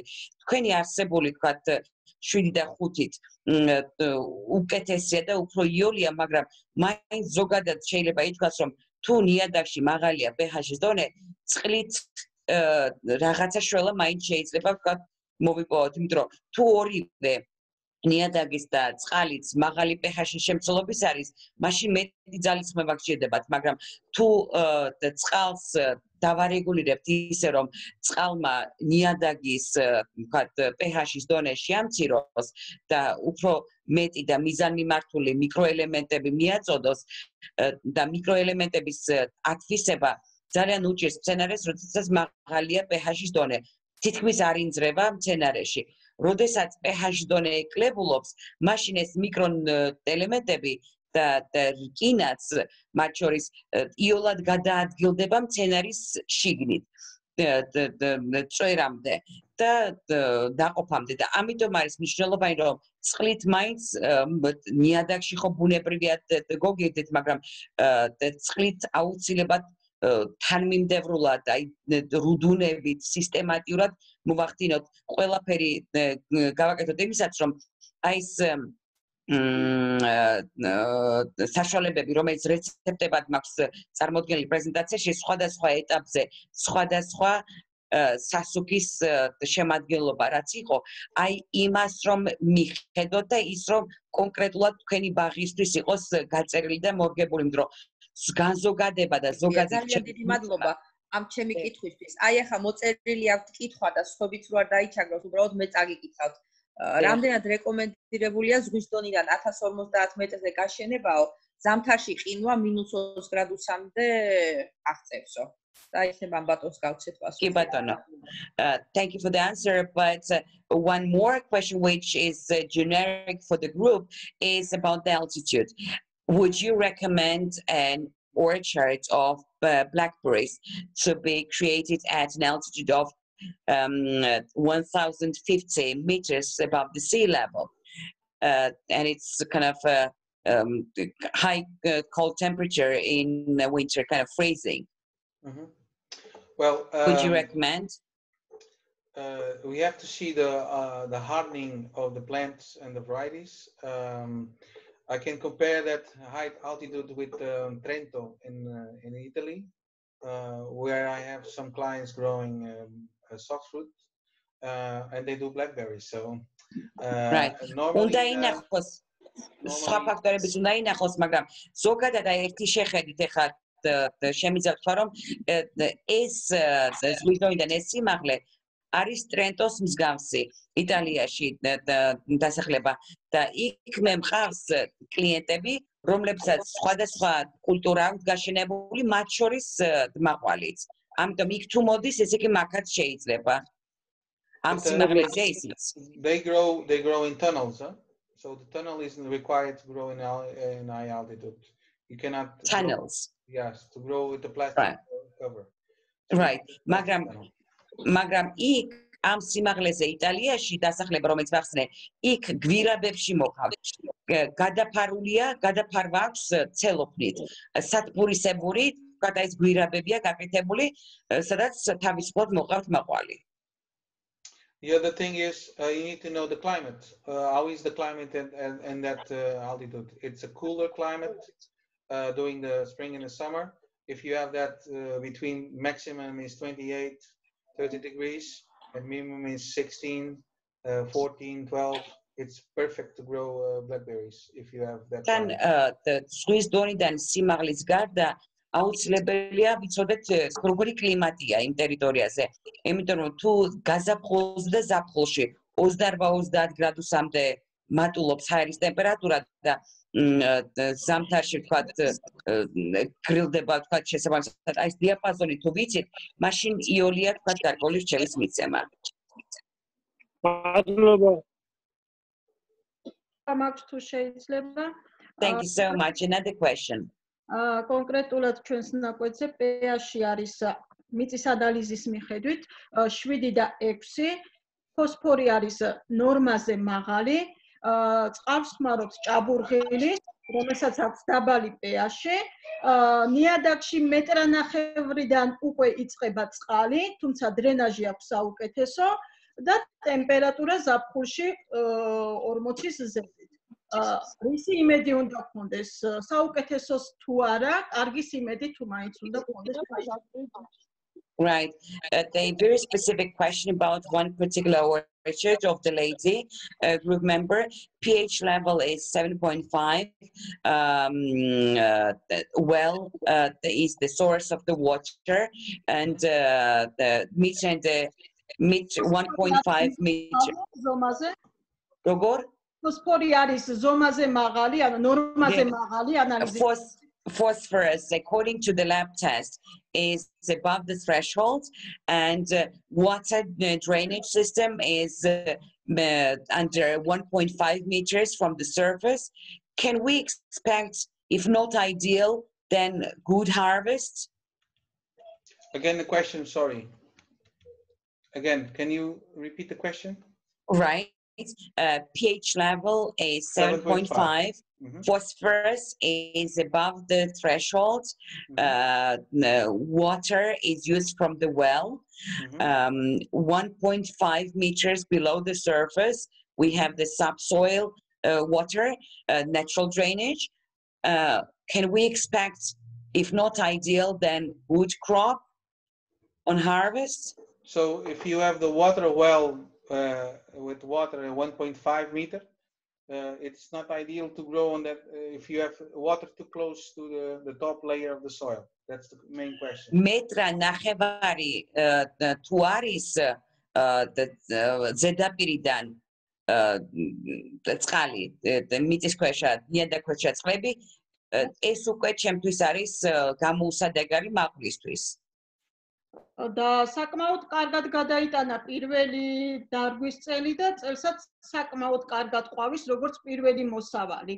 Right. We have had crop. კარგი, იმიტომ რომ არ დგება წყალი, საკმაოდ კარგი დრენაჟია. But the drainage system is quite good, natural drainage system. We had good crop last year and this year. Okay, well, depends if the well. It's the water level or the water source or the water reserve below the surface. It's wide and it's close to the surface. If you have too much rain or they can overflood. But if you have the good drain on the soil, I wouldn't worry about this.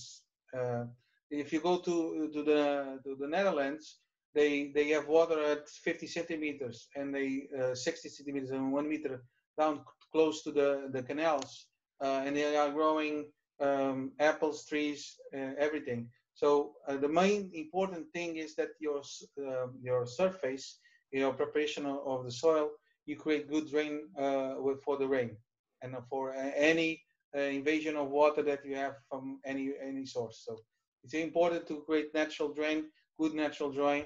And the crop will appreciate that they don't have too much water on a root level, because as raspberries, also blackberries don't like wet feet. That's also right. პრინციპში მეტრანახევარი მე ცოტა მაფიქრებს, მაგრამ თქვენ ახლა ბრძანებთ რომ კარგი დრენაჟის სისტემა აქვს ბუნებრივი. ეს უკვე კარგია, მაგრამ აი ჰოლანდიის შემთხვევა მახსენდება, ხო ბრტყელია მთელი ქვეყანა და ზედაპირიდან ძალიან ახლოს არის წყალი. 50-60 სანტიმეტრზე ნიჩაბს ჩაარტყამ უკვე წყალი ამოდის. იმიტომ რომ იქ არხებიც აქვს, წყლის არხები. და ამიტომ იქ რახანა ვაშლიც მოყავთ და სხვა კულტურებიც მოყავთ, პრინციპში თქვენთან რატო უნდა გაუჭირდეს, მაგრამ ძალიან მნიშვნელოვანია მიწის ზედაფენაში თქვათ რა ნივთიერებებია და რამდენად არის გაჯერებული იმ საჭირო ელემენტებით ეს მიწა.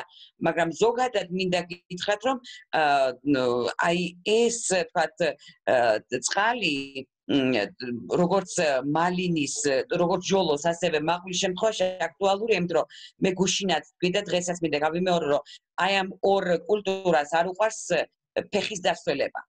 ფესვები არ უნდა ქონდეს წყალში და თუ წვიმა მოვა და უხვი იქნება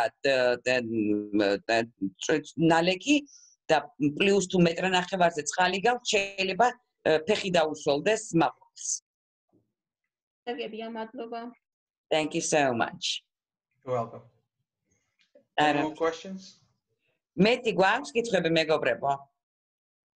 მოდით თუ შეიძლება მე გამოვალ ინიციატივით რომ დღევანდელი დღე დავასრულოთ, იმიტომ რომ ფაქტურად 3 საათი აგრძელდება. ჯორჯი არ ყავს მხოლოდ ერთი დღით, კიდევ მრავალ საინტერესო ტრენინგს ჩაგვიტარებს.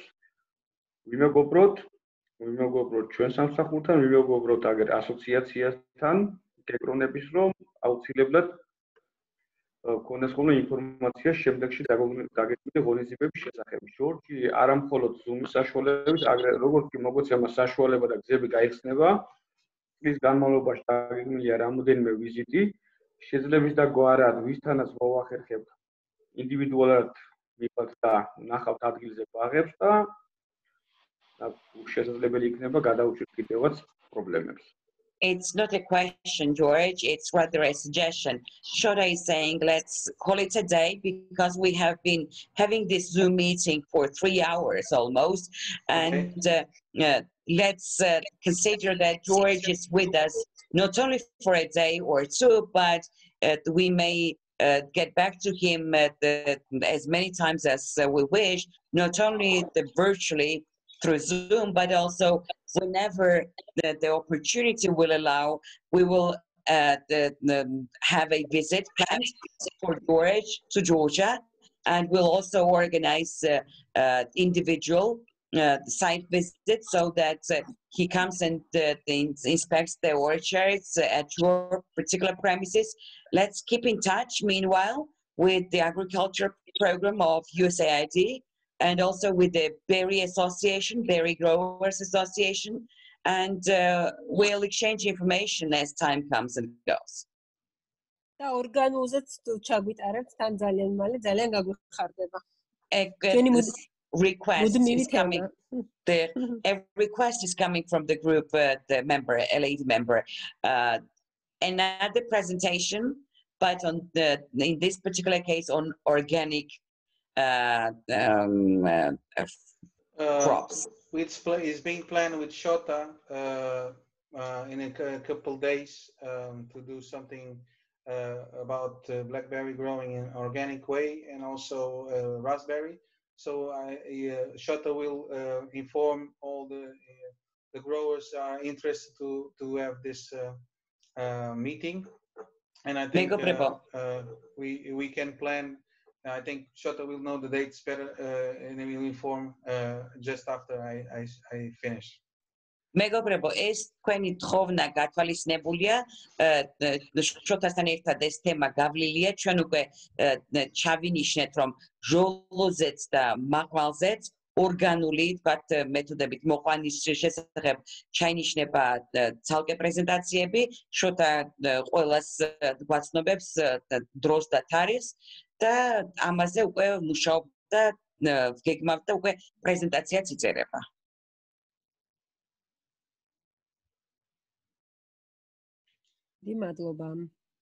Thank you so much. Okay, no more questions. I think everybody's tired. მეტი კითხვა თუ არ არის მეგობრებო და რახან ყველა ინდაღლილები ვართ? Yes, thank you very much for your very interesting training and we really needed it.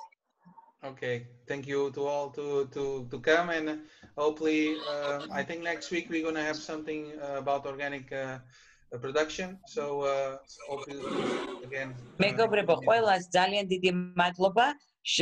გნახავთ შემდეგ კვირას და უკვე ვისაუბრებთ ორგანულ მეთოდებზე. მაყვლის და ჟოლოს შემთხვევაში. გადასარევი. Excellent, very thrilled to hear about it. Thank you and goodbye. დიდი მადლობა და ნახვამდის ყველას. ნახვამდის. კარგად. Goodbye. Thank you. კარგად ყველას, კარგად წარმატებები. All the best. Thank you. Goodbye. Bye bye.